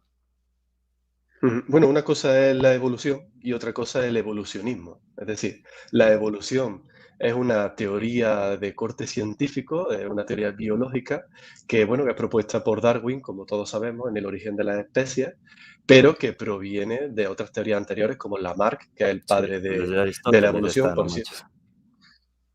efectivamente, bueno, Lamarck, por cierto, que era ateísta. Sí, También hay ideas evolucionistas en Aristóteles, en Anaximandro y otros filósofos. Em, por un lado, la evolución como teoría científica, por supuesto, tiene ideas que son verdaderas, que es que los animales se adaptan al medio, hay una microevolución, pero para hablar de que hay saltos de especies entre ellas y por otro lado, mucho más importante, que hay un salto de materia inorgánica, de materia inerte a materia orgánica y de que ahí surge la vida, eso no es evolución, sino que es evolucionismo, que no es exactamente lo mismo porque se trata de una teoría filosófica que pretende basarse en la teoría evolutiva, que sí es biológica y científica. Entonces, en ese sentido, por responder más brevemente, ¿vale? ¿Creo en la evolución? Bueno, yo creo en que la evolución tiene realidad en ese aspecto de microevolución. Y eso es lo que hablaba, eso es de lo que hablaba Darwin sin leer El origen de las especies. Otra cosa es esa interpretación filosófica de que de la materia inerte surja, por ejemplo, la vida y el ser humano. Eso es algo que creo que vale. no es científico. Bueno, eh, voy a tratar de decirlo lo más breve y conciso para irme hacia el punto de aquí del arca, ¿no?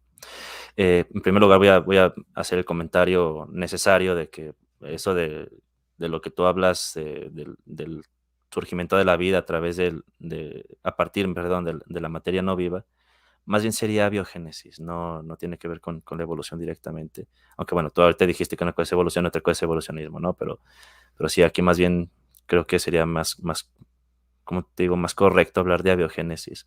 Ahora, no sé si aquí anda Javier, el bioquímico, igual no voy a leer comentarios ahora, pero yo sé que él me ha expandido el concepto que yo tengo de estos temas, pero igual, pues yo no estoy especializado aquí. Pero sí voy a mencionar que el tema de la especiación es algo que ha sido observado, ¿no? O sea, tú puedes ver lo que es especiación alopátrica, simpátrica, parapátrica, peripátrica. eh, Habría que entender primero qué es especie. eh, Se suele enseñar en las escuelas que es el conjunto de individuos de una, que se, de individuos animales o incluso de plantas también, ¿no? O de otros reinos, digo. Aquí la gente que sepa de biología, corríjame, pero que se pueden reproducir teniendo descendencia fértil, ¿no? Por ahí Javier me dio ot- otra definición que no recuerdo ahora mismo bien, pero vaya, son cosas que habría que de repente tomar en cuenta, ¿no?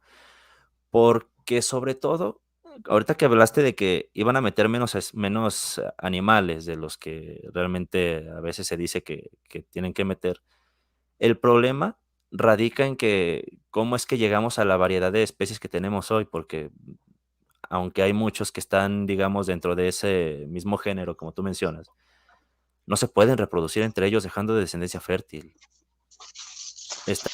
Estarías necesariamente aceptando aquello que tú llamas macroevolución. No puedes defender una cosa sin que implique necesariamente la otra. O sea, si vas a defender que se metieron pocos animales al arca en comparación con la gran variedad que vemos hoy en día, al mismo tiempo no podrías rechazar la evolución, digamos, a nivel macro, si así lo quieres ver, ¿no? Porque por ahí Wikiseba me ha dicho que eso pues, realmente no tiene, pues no no está en la academia, ¿no? Eh, Javier también por ahí me dijo algo, pero necesitaría yo acordarme bien, igual ahorita le mando un mensaje. No sé si Pechan anda por aquí también. Él también es biólogo, él podría ahí en los comentarios explicar estos conceptos que para mí en este momento pues están un poquito fuera de mi límite, ¿no? Pero sí, sí creo que aquí tienen un problema muy grande con el tema de los animales y sobre todo desde el paradigma del diluvio planetario, porque digo, tú no defiendes el diluvio planetario directamente, aunque por ahí estás haciendo algunos comentarios a su favor, ¿no? Pero es que si fuera un diluvio local, no habría necesidad de meterlos a todos. Ahí con meter a las especies, que incluso se me hace hasta innecesario meter a las especies endémicas, ¿no? Bueno, con algunas excepciones tal vez, pero es que no sé. Sí creo que el problema ahí, sobre todo con el tema del diluvio planetario, es que niegan la evolución, pero al mismo tiempo, con esa otra respuesta, se terminan viendo obligados a aceptarla. Y hasta con mecanismos mucho más apresurados que los que realmente parecen observarse en la realidad, pues. Mm. Bueno, de aclarar de nuevo que yo estoy utilizando algunos argumentos relativos al diluvio universal porque creo que el tema es tan fácil de comprender que incluso utilizando argumentos que son más difíciles, como es del diluvio universal, se puede afirmar que el diluvio tuvo lugar. Si utilizo exclusivamente números, por ejemplo, he hablado de varios números y de varios datos, si utilizo números específicamente del diluvio local, la dificultad disminuye enormemente, como tú mismo has reconocido. Claro. Afirmas Ahora, que... la dificultad la tendrías Afirmas... con el texto, pero sí, bueno, igual, yo ahorita me centro más en este otro porque, pues, también muchísima gente es lo que cree. Y, pues, Mm. yo creo que, como dije, estamos viéndolo como desde las perspectivas que podemos y desde las perspectivas que conocemos, ¿no? Sí, bueno, y por responder también al asunto evolutivo, yo creo que no niega la evolución para nada el diluvio universal, es decir, mediante adaptación al medio, mediante microevolución, las especies se adaptan y van generando otro tipo de especies entre ellas. Eso por un lado. De nuevo, si hablamos del diluvio local, no existe este problema, es prácticamente inexistente. Pero es más, incluso aunque hablemos del diluvio universal, hay fenómenos como el de especiación rápida dentro de la evolución que afirman que se puede dar esa adaptación y esa generación de una especie de unos géneros a otros, perdón, de animales en muy poco tiempo. Eso se ha dado en pájaros de Latinoamérica, en diversos pájaros de Latinoamérica. Son casos que se conocen y creo que no son ningún misterio. Por lo tanto, el diluvio local no va en contra de la evolución y me atrevo a afirmar que el diluvio universal tampoco iría en contra de la evolución. Vale. Yo no dije que el diluvio universal fuera contra la evolución. Lo que digo es que los defensores del diluvio universal suelen ser los mismos que niegan la evolución. O sea, habla con Ken Ham, Ujú. habla con Steve Ham, su hijo, con Joe Owen, y ellos, o John Pendleton también. Por eso te preguntaba también cuál es tu posición, aunque por ahí me sugeriste que no aceptas como lo que llaman macroevolución. Ahorita pareciera que sí lo estás aceptando. Entonces, quisiera saber si estoy en lo correcto o me equivoqué en la interpretación de tus palabras.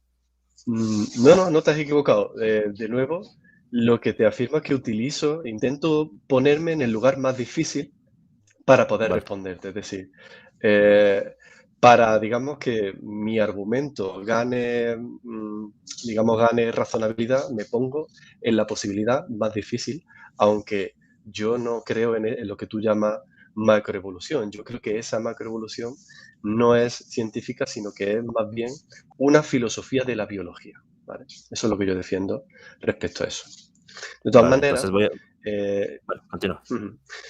Bueno, sí, me gustaría decir que, bueno, que va pasando el tiempo que habíamos pactado para el tiempo que Sí, teníamos para el debate y sí, habíamos antes dicho de que una hora terminar ya, me no sé cuánto gustaría, tiempo. sí, bueno, no hay problema. Me gustaría antes de terminar y bueno, por si alguien en el chat tiene alguna pregunta para ti o para mí, me gustaría Vale, preguntarte ¿quieres que si, veamos si comentarios? tiene Veamos comentarios. alguna...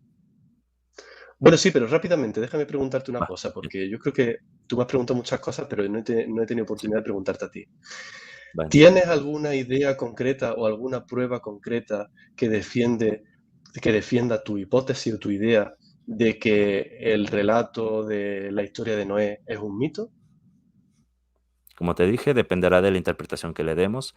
Si es el diluvio local, ahí lo que consideraría mítico sería pues, el elemento mágico y todo eso, ¿no? Pero si hablamos del diluvio global, planetario, me parece que sí te ha aportado algunas que son imposibilidades que, como esto del agua, como lo del número de animales, porque aunque ahorita mencionaste que sí es posible, pues realmente ni siquiera con la evolución podría salvarse, porque también el tiempo que tomó tener esa diversidad de animales es enorme.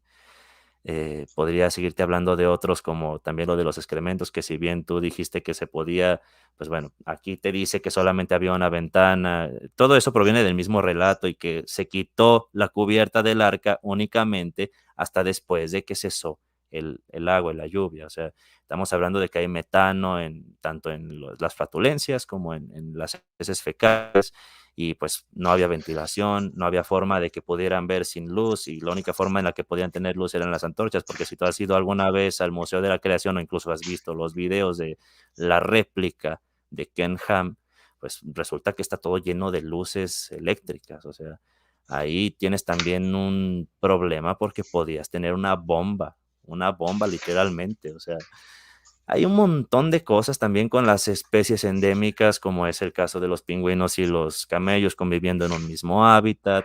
Tienes también el tema de la endogamia, que si bien dijiste que te da los números y eso, pues realmente no. Incluso en el mejor de los casos, con ciertas parejas de animales puros, no es suficiente para salvar una especie en peligro de extinción. No sé qué tanto sabes sobre los genes recesivos y la variabilidad genética tan escasa que hay en estos casos, porque los genes recesivos que sean malignos necesariamente van a caer ahí con una doble probabilidad. Y pues bueno, por eso te digo, hay expertos a los que podemos consultar, al margen de que sean ateos o no, pero en este caso, los que yo conozco y los que puedo citarles de gente que está aquí en TikTok o en redes sociales o en YouTube, tenemos aquí al señor Pechan, en caso de que lo esté viendo, y si no, pues seguramente lo estará viendo después. Tenemos a Wikiseba, si quieren le puedo ahí mandar un mensaje.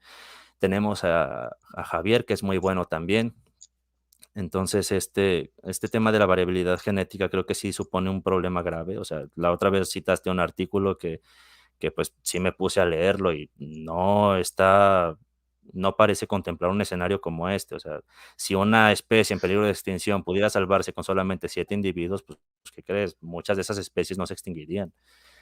Y pues estamos en una situación demasiado extrema. O sea, te dije también lo de las capas de la Tierra. O sea, no tienes los estratos, esos estratos que nosotros encontramos no sugieren que haya habido una inundación global. O sea, como te dije, esto realmente si lo aunamos con con la hipótesis documentaria de este señor Barnhausen, pues todo parece indicar que realmente sí es un mito, ¿no?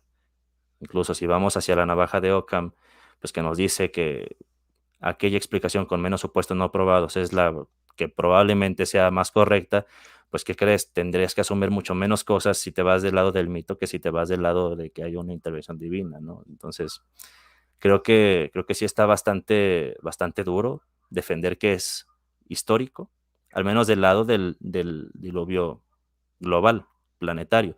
Si por el contrario te vas a defender el diluvio local, tendrás otro tipo de problemas que también pueden ser muy interesantes, pero en ese caso yo mismo estaré de acuerdo contigo en muchas cosas. Mm. Bueno, es interesante que nombres la navaja de Ockham porque históricamente, según la navaja de Ockham, es mucho más factible que algo tuviese lugar que una persona difundiese una cultura, a través de una cultura, un relato, que fuese expandiendo esa otra cultura, que viajase por todo el mundo, aprendiendo idiomas. Bueno, creo que es mucho más sencillo eso, ¿no? Pero bueno, respecto a mi pregunta Bueno, la concreta, navaja de Ockham también yo se basa en creo. evidencias, o sea, bueno, continúa y te digo yo. Mm. Bueno, sí, respecto a mi pregunta concreta que te realizaba, creo que mi pregunta era, ¿tienes alguna prueba que defienda tu argumento, que el arca es un mito? Y lo que me presentas son muchas objeciones, a las cuales algunas ya he respondido, como la endogamia, pero no me has presentado ninguna prueba. De todas maneras, te respondo ya alguna objeción, ya por ir terminando. Por ejemplo, has nombrado la iluminación, has nombrado las S, has nombrado muchísimas cosas de corrido y no me da tiempo ni a apuntarlas todas. Pero bueno, por ejemplo, Vale. respecto a la ventilación, ya que el tema ese del metano que has dicho es muy interesante. Bueno, el investigador israelí Ben Uri ha demostrado ya hace mucho tiempo que la supuesta ventana del arca, que se convierte en una idea de nuevo fantasiosa por parte del ateísmo, el suponer que la única ventana que había era una ventana totalmente minúscula, es realmente una serie de ranuras de ventilación. Y esto lo explica muy bien el investigador Fiedler en 1967. Es decir, estamos hablando ya de que desde hace años esto se conoce. Es decir, si mira el relato bíblico, y te insto a que lo leas, dime en Sí, qué aquí está, lugar mira. pone que solamente había una ventana. Aquí lo En dice en ningún lugar. Génesis 6. No, sí, sí lo dice, déjame te lo leo, mira. Dice aquí en el versículo 16. Bueno, voy a leer desde el 15. Vamos a ver el contexto. Y de esta manera la harás, de 300 codos de longitud del arca, de 50 codos su anchura y de 30 codos su altura. Una ventana harás al arca y la acabarás a un codo de elevación por la parte de arriba y pondrás la puerta del arca a su lado. O sea, no está diciendo que sea una serie de ventanitas, está diciendo que hay una ventana y la puerta está a un ladito de la ventana. La puerta no se abrió, Pero sino Armando, hasta después de que cesó de caer el agua. ¿dónde dice solo una ventana? Pues mira, está diciendo que junto a la ventana está la puerta. Si estamos suponiendo que hay muchas ventanas, como máximo podría haber 2 ventanas para que esté la puerta a un lado de esas 2 ventanas. Si estuviéramos hablando, por ejemplo, de 10 ventanas, no todas esas ventanas podrían estar a un lado de la puerta. Claro, lo que es más obvio, Armando, es acudir a de qué modo la ingeniería naviera reduce este tipo de problemas a soluciones factibles. Como por ejemplo, no tener ventanas de ese tipo grandes, sino tener pequeñas aberturas, tener ranuras mediante las cuales pudiese ventilarse el arca y pudiese también entrar la luz, de modo que se solucionan varios problemas simultáneos. Por eso te Bueno, digo que el relato ya bíblico que hablas en de muchas ocasiones ingeniería de no está bueno, sí, diciendo lo continúa. que crees que está diciendo. Habla de que Dios, en este relato del Génesis, que es el que más conocido es, por supuesto, Dios le dice, pon una ventana con estas características, pero en ningún lugar está diciendo, pon sola y exclusivamente una ventana con estas características. Pues mira, y no está diciendo que sean muchas. Y si tú estás hablando de ingeniería naval, me temo que tienes ahí otro problema, porque una embarcación como es la que está ahí en el Arca de Noé, no podría mantenerse a flote tampoco. O sea, nuevamente yo no soy un Por, experto en física, aquí le hablaría más bien a Julián, tampoco soy un experto en ingeniería naval, pero seguramente tú tampoco lo eres. Pero lo que sí te voy a decir es que, al menos, si nosotros vemos, vamos a suponer aquí que el arca que construyó Ken Ham es una fiel representación del arca. Si es así, eso no se podría sostener. Incluso, no sé si supiste por ahí que hubo un caso bastante irónico de que les llovió y se les inundó el arca, o sea, ya se les andaba rompiendo todo ahí. Fue muchísimo dinero gastado en eso, mm, pero créeme que fue una de las mejores inversiones que pudieron haber hecho para el mundo escéptico, porque realmente, pues, al menos podría ayudarnos a problematizar el tema, ¿sabes? O sea, incluso para ustedes como creyentes todo eso está muy bien. podrían ver. ¿Mande? ¿Mande? No, perdona, termina, disculpa. Ah, bueno, nomás iba a decir eso, o sea, que realmente en términos de ingeniería naval también hay bastantes críticas que se pueden hacer al respecto, o sea, entonces no sé, bueno, Bueno, continúa. a mí las recreaciones que se hacen contemporáneas del arca, la verdad es que no me interesan. A mí me interesa la veracidad del relato. Pero si hablamos de la posibilidad de que un barco así pudiese construirse, bueno, pues vemos, por ejemplo, que existieron barcos similares en la antigüedad. Y no te hablo de ideas, de opiniones, de, bueno, un creacionista ha hecho un arca que se ha inundado. No, te hablo de datos científicos. Los griegos, por ejemplo, en la Más antigua tarde, Grecia ¿qué se tienes planes, construyó Julio? un barco, ¿Qué tan tardío perdón, es? ¿Qué tan tardío es? ¿El qué? La referencia. esa embarcación. No, el barco que dices que se construye, o sea, de cuándo Sí, sería ese bueno, barco? sí, bueno, tal y como te estaba diciendo, estamos hablando de que los antiguos griegos, bueno, te sitúas en el tiempo, ¿no? Estamos hablando de unos 1000 años, entre 1000, 200 años antes de Jesucristo. La antigua Grecia, bueno, puedes buscarlo en Wikipedia. Sí, sí, Bueno, sí. Es que ahí te va por seguir con mi... estás hablando de mucho tiempo No de sé si tienes algún diferencia con problema el con que eso. tendrían técnicas más avanzadas. Entonces, que Pero, haya ¿y habido un qué? Mi barco, punto, pero ¿y qué? Mi pues, punto es es que en la que en la en el tiempo antigüedad... de Noé, ¿cómo iba a haber ingeniería comparable con la de esos griegos, por ejemplo? O sea, Pues ¿hace claro que cuánto sí, por pasó supuesto. hace cuánto pasó el arca de Noé? Vamos a empezar por ahí. Bueno, voy a terminar... No, vamos a empezar por el argumento que te estaba diciendo y luego, Va, si bueno, quieres, te continúa. respondo a eso. Va, bien. Sí, los griegos, los antiguos griegos, construyeron un barco con capacidad para 4.000 toneladas. Esto lo explica Keyson en 1971. También los chinos hicieron lo mismo. Por ejemplo, el emperador Chen Ho construye un barco casi tan grande como el Arca de Noé en el siglo XV. Esto lo explica Mills en 1960 y McWhirter en 1985. E investigadores como Jackson afirman que el diseño del arca, que es largo y poco profundo, elimina problemas con el hundimiento. Y respecto al otro, ¿podía Noé haber construido un barco de este tipo con tal capacidad intelectual como para hacer una grandísima obra de ingeniería? Por supuesto. Se trata de un prejuicio totalmente inadecuado el pensar que la gente en la antigüedad eran poco más que salvajes y que no tenían ni idea de hacer nada. Por supuesto que sabían hacer obras enormes de ingeniería y de arquitectura de todo tipo. Tenemos algunas obras que han permanecido, por ejemplo, tenemos las pirámides, por ejemplo, ¿no?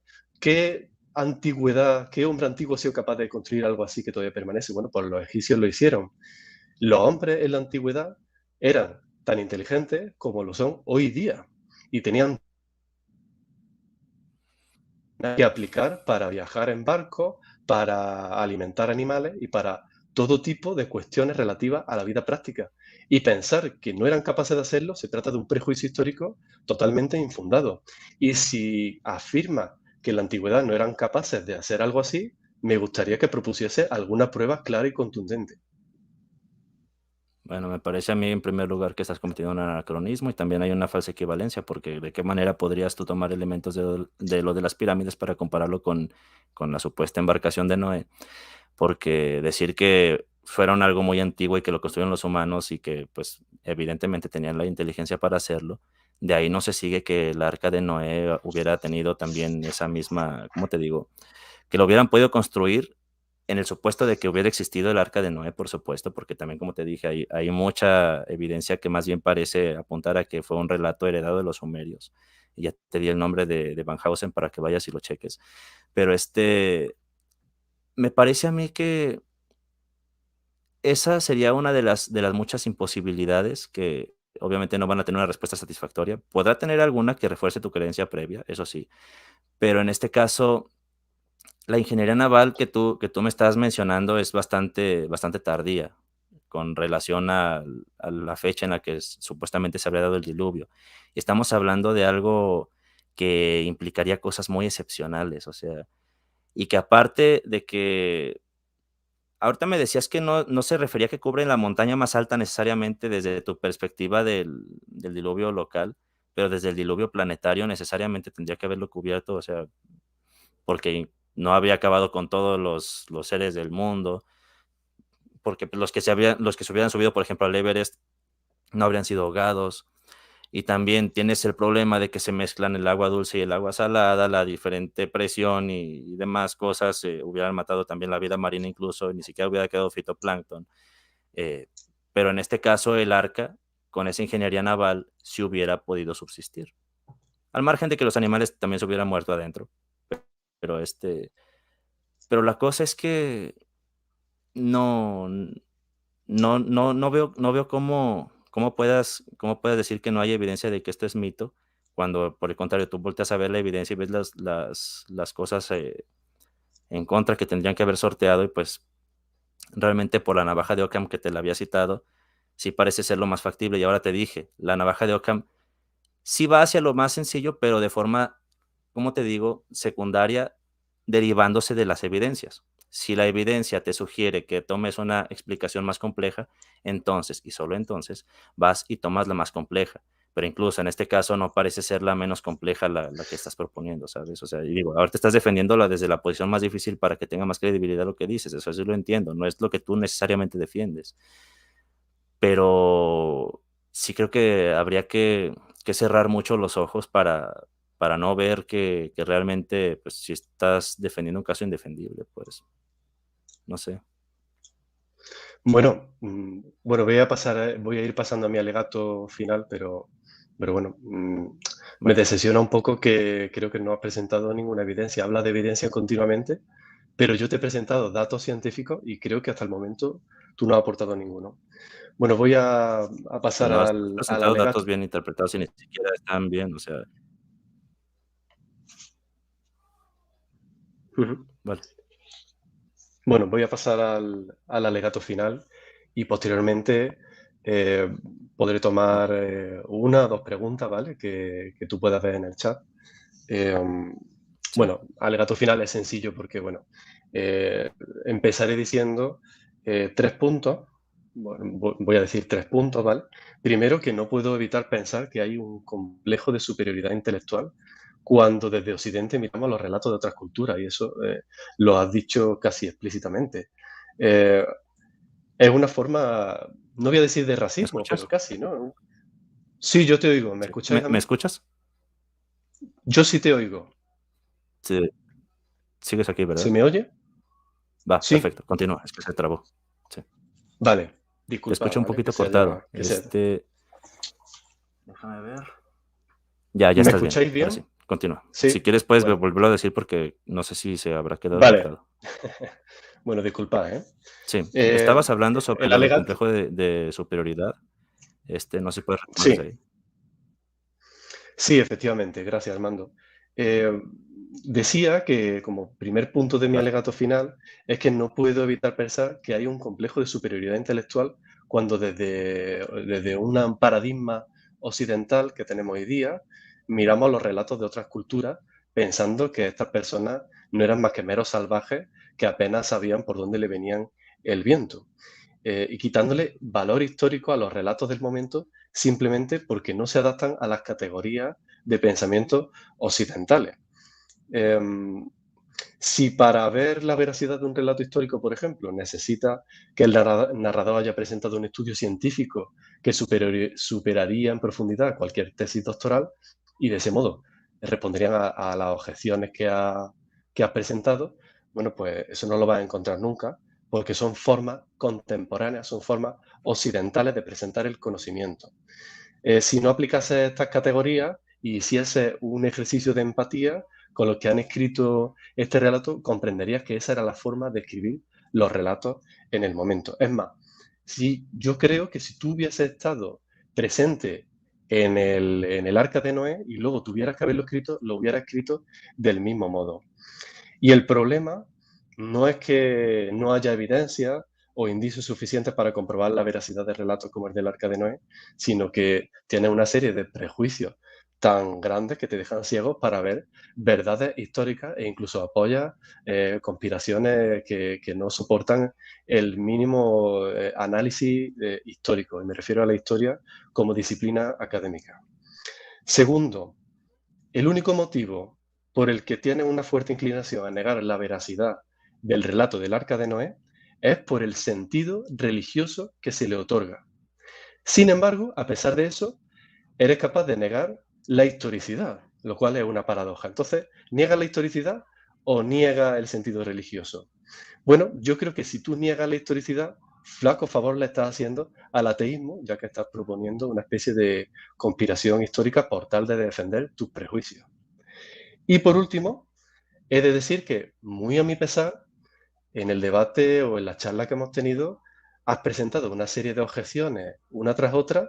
Yo he respondido a todas las que he podido porque varias las has presentado de un modo algo atropellado y se me va olvidando las objeciones que vas presentando debido a eso, pero yo creo que no me has presentado ni una sola prueba, aunque sea cuantitativa, de que apoye tu afirmación de que el relato del Arca de Noé es un mito. Ese sería mi alegato. Vale. Bueno, yo quiero decir algo rápidamente sobre lo de la forma en la que vemos desde ahora los relatos del pasado. Creo que tal vez eso de lo que tú estás diciendo, tal vez de eso se peque por parte de quienes creen que esto fue un hecho real, ¿sabes? Porque también, si lo vemos desde una mirada más bien antropológica, o incluso, como te dije la otra vez, dentro de la misma teología o la gente que estudia estas cosas, los eruditos no suelen pensar que realmente esto pasó. Tal vez incluso lo ven como el relato. ¿Cómo te digo? Si yo hubiera estado en ese momento y yo escrito eso, seguramente lo habría hecho de una forma muy similar. Estoy de acuerdo contigo. Pero tal vez tengamos que verlo como desde hacer una especie de esfuerzo de abstracción para entender que ellos veían así el mundo, sin que eso signifique que necesariamente sucedió, pues, la inundación, digamos, en este caso planetaria, ¿no? Eh, Creo que habría que tratar de entender a la gente de su tiempo en la medida que no sea posible, y obviamente no es algo que vayamos a poder hacer al 100% porque tanto tú como yo estamos bastante predispuestos por la época en la que estamos, el contexto que nos rodea y demás. Pero hacer como ese esfuerzo de ver que el texto realmente, pues, decía las cosas a través de la mirada de la gente de ese tiempo, pues, o sea, creo que eso es algo que, pues, tendría que pensarse también del otro lado. Bueno, vamos a pensar, vamos a leer las preguntas. Digo, yo estabas diciendo, tú piensas que contestaste satisfactoriamente las cosas que te dije, pero igual esto creo que te fuiste, me fui. ¿Estás aquí? Sí Estoy estás, aquí. ¿verdad? ¿Me ¿Me escuchas? escucháis? Sí, sí, sí, te oigo. ¿Me escucháis a mí? Se fue, se fue, se fue, se fue. Ya te escucho. Creo que va a ser mi conexión. Te digo, yo creo que contesté satisfactoriamente lo que me decías. Tú piensas que contestaste satisfactoriamente lo que piensas. Obviamente la gente también tendrá sus opiniones cada quien. Pero a final de cuentas creo que lo importante es eso, ¿no? Que podamos tener una oportunidad de escuchar, pues, al del otro lado. Y no sé, supongo yo, quiero hacerme la ilusión de que algo de lo que dije te puede servir, algo de lo que tú me dijiste me puede servir a mí, y sobre todo algo de lo que dijimos tanto tú como yo puede servirles a las personas, ¿no? Vamos a ver qué es lo que nos dicen por acá. Déjame acercar un poquito. Mm, ujú. ¿Desde dónde estamos? Bueno, voy a leer los más recientes. Mau, voy a poner aquí voy a tratar de proyectar los comentarios. De hecho, los escribas bíblicos pensaban que las estrellas eran simples puntitos en el cielo, como dice que las estrellas caerán a la tierra. No estoy tan seguro yo de eso, o sea, por ahí Dragonart me hizo un comentario sobre eso. Yo la verdad es que necesitaría checarlo bien. No sé si tú quieras decir algo al respecto. Bueno, yo te pediría que, no entendí muy bien la pregunta, pero si podemos ceñirnos a preguntas Era más bien relacionadas con el comentario. tema del debate. Sí. Si no, bueno, Vale. pues no pasa nada, lo ¿Ti- dejamos aquí. Yo creo que ha ¿Tienes sido... alguno identificado? Sí. A ver, déjame Ah, bueno, ver. es que Es no lo que estoy mirando, no lo estoy mirando. de repente se me ve todo blanco, entonces por eso es que se me va a ver. Déjame ver. Dice que ya tienes que dormir. ¿Qué hora es ahí contigo? Ahorita son como las 11, ¿no? O Son las no, las 12 12 ya, ya, las 12 las menos 10, 12. sí. A ver, Pero nada, aquí dicen aquí que me aguantamos humillaste. estoicamente, no pasa nada. Luego dicen que la ciencia es prueba suficiente. Dicen también, si tiene dudas de la evolución y el diluvio, investíguelo. Si de eso depende su fe, pero hágalo ahora mientras Yahweh da tiempo de gracia. Luego dice también aquí, el mito bíblico del diluvio es demasiado claro, afirma un diluvio global. Filo Palomo está mintiendo y siendo deshonesto al hablar de diluvio local. Bueno, aquí creo que están refiriéndose a ti directamente, no sé si quieres contestar. Bueno, que estoy mintiendo. Esa es la pregunta. Creo, Creo que tanto tú como yo sabemos que ninguno de los dos estamos mintiendo y que estamos exponiendo nuestra visión de un tema concreto y de un tema interesante. No se trata de que estemos mintiendo, estamos intentando debatir del mejor modo que sabemos y de modo que todos aprendamos, ¿no? Y aprovecho para decir que agradezco por parte de Armando tu actitud conciliadora porque al igual que como dice, has dicho al principio, ¿no? Que hay muchos cristianos que no Sí. fomentan el pensamiento crítico y no debaten sanamente, pues también ocurre en el bando del ateísmo y considero que contigo se puede hablar y eso es algo muy positivo, así que te lo reconozco y te lo agradezco. Muchas gracias. No, pues yo lo que quiero decir es esto, ¿no? Y aquí voy a hacerle eco al buen señor Hobbit de Migala. No sé si ustedes conocen ese podcast, vayan y síganlo, les puede gustar bastante. Y habla del sentido de pertenencia y de la tribu, ¿no? O sea, esto es algo que nos pasa más que por ser creyentes o ateos, por ser seres humanos. Para el creyente voy a decirlo así, un agravante, que es que hay un libro sagrado que es norma de fe y conducta. Entonces, ahí se refuerza todavía un poco más la cosa, ¿no? Porque digo, del ateísmo realmente pues, no nos ponemos de acuerdo. Si tú supieras toda la de problemas y de desacuerdos que tenemos ahí en los grupos, ¿no? Seguramente te has de dar una idea, digo, conoces ateos tú también. Pero pasa esto, ¿no? Que los seres humanos venimos a defender a los de nuestra tribu. Digo, veo algunos comentarios tirándote a morir, veo comentarios de gente tirándome a morir a mí también.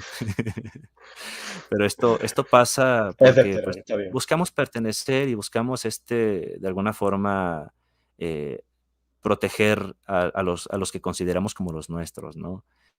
Y yo sé que esto es algo que nos va a acompañar mientras sigamos siendo humanos y, pues, lo voy a decir así, mientras sigamos siendo animales y los mamíferos que somos, los primates que somos, ¿no? Pero habría que buscar una forma en la que no suprimirlo, porque no vamos a poder suprimirlo, pero sí aprender a convivir con ello de la mejor manera que nos sea posible. Digo, yo por lo mismo tengo mis válvulas de escape, por lo mismo también me doy permiso a mí de ser como soy muchas veces. Para no quedarme así como, digamos, deshumanizado, pero eventualmente entiendo que también llegan estos momentos en los que, pues, hay que tender puentes en la medida que nos sea posible, hasta donde nuestros sesgos nos lo permitan, porque tanto tú como yo y como cualquiera de estas personas tiene sus sesgos.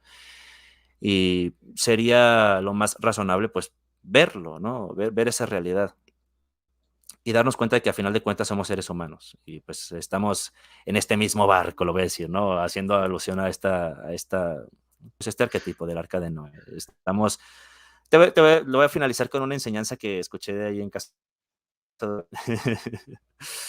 Y, le acabo de mentar su madre a Chuy Olivares, pero ahora voy a mencionar algo que me enseñó él. Él lo mencionaba como los cristianos, pero en este caso, pues, yo voy a incluir aquí a todas las personas, los seres humanos. El arca de Noé tenía elefantes, tenía sus tigres, sus camellos y demás, y pues todos hacían popó, ¿no? Y apestaba horrible. Supongamos, o sea, aquí vamos a asumir que existió el arca de Noé y que tenían los animales y todo eso. Debió haber sido un infierno estar ahí, definitivamente. Si Noé realmente hizo lo que se piensa que hizo, fue una proeza enorme, porque estar ahí con la pestilencia de todos los animales y los mismos animales, estar con la pestilencia de todos y pues a lo mejor y cuidándote de que Leo no te vaya a atacar o lo que sea, digo, también por ahí puede ser otra cosa interesante de ver, pero es algo que a final de cuentas ellos tenían que hacer para poder sobrevivir. En este caso, tú como filósofo que eres, pues sabes lo que es eh, la parábola de Schopenhauer del erizo, ¿no? O sea, no sé si te acordarás, pero bueno, es cuando están los erizos ahí en la nieve que se tienen que juntar para darse un poquito de calor, pero si se juntan demasiado se pinchan. Ya Wikiseba me dijo que no se pinchan los erizos, bueno, ya me desmintió por partes a Schopenhauer, pero asumiendo que se pincharan y por el bien de la metáfora de Schopenhauer, se juntan demasiado y se pinchan, pero si se alejan demasiado se mueren de hipotermia, entonces pues se juntan no tanto para no picarse, pero lo suficiente para no morir de hipotermia. En este caso, pues estamos en el mismo mundo y tarde o temprano nos vamos a necesitar los unos a los otros. Está bien que tengamos diferencias, está bien que incluso las discutamos. Digo, hay que procurar no rebasar ciertos límites, obviamente, donde a lo mejor pisoteemos los derechos de otras personas o hagamos incitaciones al odio, incluso para llegar a cometer acciones atroces que yo me permitiré asumir que tú estás en contra de eso también, ¿no? Entonces, independientemente de las diferencias que podamos llegar a tener, habría que buscar la forma pues, de convivir, ¿no? Se vale que nos ataquemos las ideas o incluso de repente pues, habrá quienes tengan problemas personales y se van a tirar también. Entiendo, no todos vamos a ser amigos de todos, pero como mínimo seamos menos hostiles hacia las personas. No sé qué piensas tú al respecto. Bueno, estoy totalmente de acuerdo. El respeto ante todo. Creo que antes he mencionado el crear puentes. Yo creo que eso es bueno, porque incluso para el cristiano, yo que soy cristiano, incluso para el cristiano es bueno conocer los argumentos ateos, porque eso reafirma la fe del que tiene fe y, bueno, pues del que no tiene fe, pues, a lo mejor la elimina, ¿no? Entonces yo creo que Claro. eso incluso ayuda a fortalecer nuestras propias ideas, nuestras propias argumentaciones. Yo lo veo bueno y, por supuesto, estoy de acuerdo en esa idea conciliadora que presenta. Por mi parte, Armando, la verdad, un gusto haber hablado contigo y nada, agradezco también a los que habéis estado en el chat, los que enviáis amor y odio. Eh, gracias por estar ahí, gracias por Sí. escuchar y bueno, no sé si antes de despedirnos quieres decir algo, Armando. Quiero hacer eco de un amigo que se llama, bueno, no voy a decir su nombre, pero sí voy a decir que cómo lo conocen, Skeptic Thinker. En un video Ujú. que hizo de Sin Matices, la gente que ves tirándose mierda en TikTok, en una fiesta se la llevarían a poca madre. Creo que puede ser, ¿eh? Puede ser. Digo, hay gente aquí en internet que ustedes conocen con la que de repente tengo problemas bastante fuertes por cómo se han comportado. Pero a veces hay otras personas con las que puedo tener de repente problemas, e incluso a veces los puedo llegar a insultar o a ponerles ahí apodos. Pero si estuviéramos ahí en una fiesta, es posible que hasta cotorreemos chido, ¿eh? O sea, no sé, eso incluso pasa entre los políticos. Tú ves al del PAN tirándole al del PRI, tirándole al de Morena, pero ¿qué crees? Van a las mismas carnes asadas, sus hijos están en las mismas escuelas, a veces pasan Año Nuevo juntos, o sea, y tú ves que públicamente se están dando con todo. Pasa en la vida, pasa en TNT. Como dice el buen, te iba a decir su nombre, Skeptic Thinker, la gente que a veces se pelea en TikTok en una fiesta se la llevaría de poca madre. Bueno, pues lo que les digo siempre, traten de ser felices en la medida que sea posible, y lo digo así porque sé que no siempre es posible, pero en la medida que sea posible, preferentemente sin perjudicar al prójimo, háganse preguntas, pongan en duda absolutamente todo lo que acabo de decir y lo que acaba de decir también aquí el compañero Miguel. Y usan el pensamiento crítico. No necesariamente les digo que se hagan ateos, pero sí háganse preguntas y atrévanse a cuestionar incluso sus creencias más preciadas. Creo que eso eventualmente puede ayudarles a crecer también. Y si no, pensar como el otro, como mínimo entenderlo un poquito mejor. No sé. Sigan mis redes sociales y pues también ahí dejé el enlace de tu TikTok y de tu página donde está, digamos, lo que sería el Linktree para ti, ¿no? Porque ahí tienes tu YouTube, tienes un podcast en Spotify, estás en Instagram, vi tu página también donde te presentas pues como profesionista de la filosofía, ¿no? O sea, donde sale que las clases en la Complutense de Madrid, tus investigaciones. Tengo entendido que también por ahí estabas en el tema de la posverdad en tus trabajos, si no estoy equivocado. Sí, Y pues bueno, ahí efectivamente, sí. están los enlaces ahí en la descripción. También están los enlaces a mi TikTok, a mi Linktree para que vayan y me sigan, aunque sea para mentarme la madre, de la forma más ofensiva que se les ocurra. Y pues ahí seguiré subiendo cosas, no sé. Pues cuídense mucho y pues muchas gracias por venir. Eh, creo que, creo que fue pues una buena experiencia. Obviamente tenemos nuestras diferencias, pero pues, trato de hacer las cosas de la mejor forma que me es posible. A veces me sale, a veces no, no sé, pero sí. Gracias, Armando, y gracias Bueno, a todos. Chao, chicos. sale.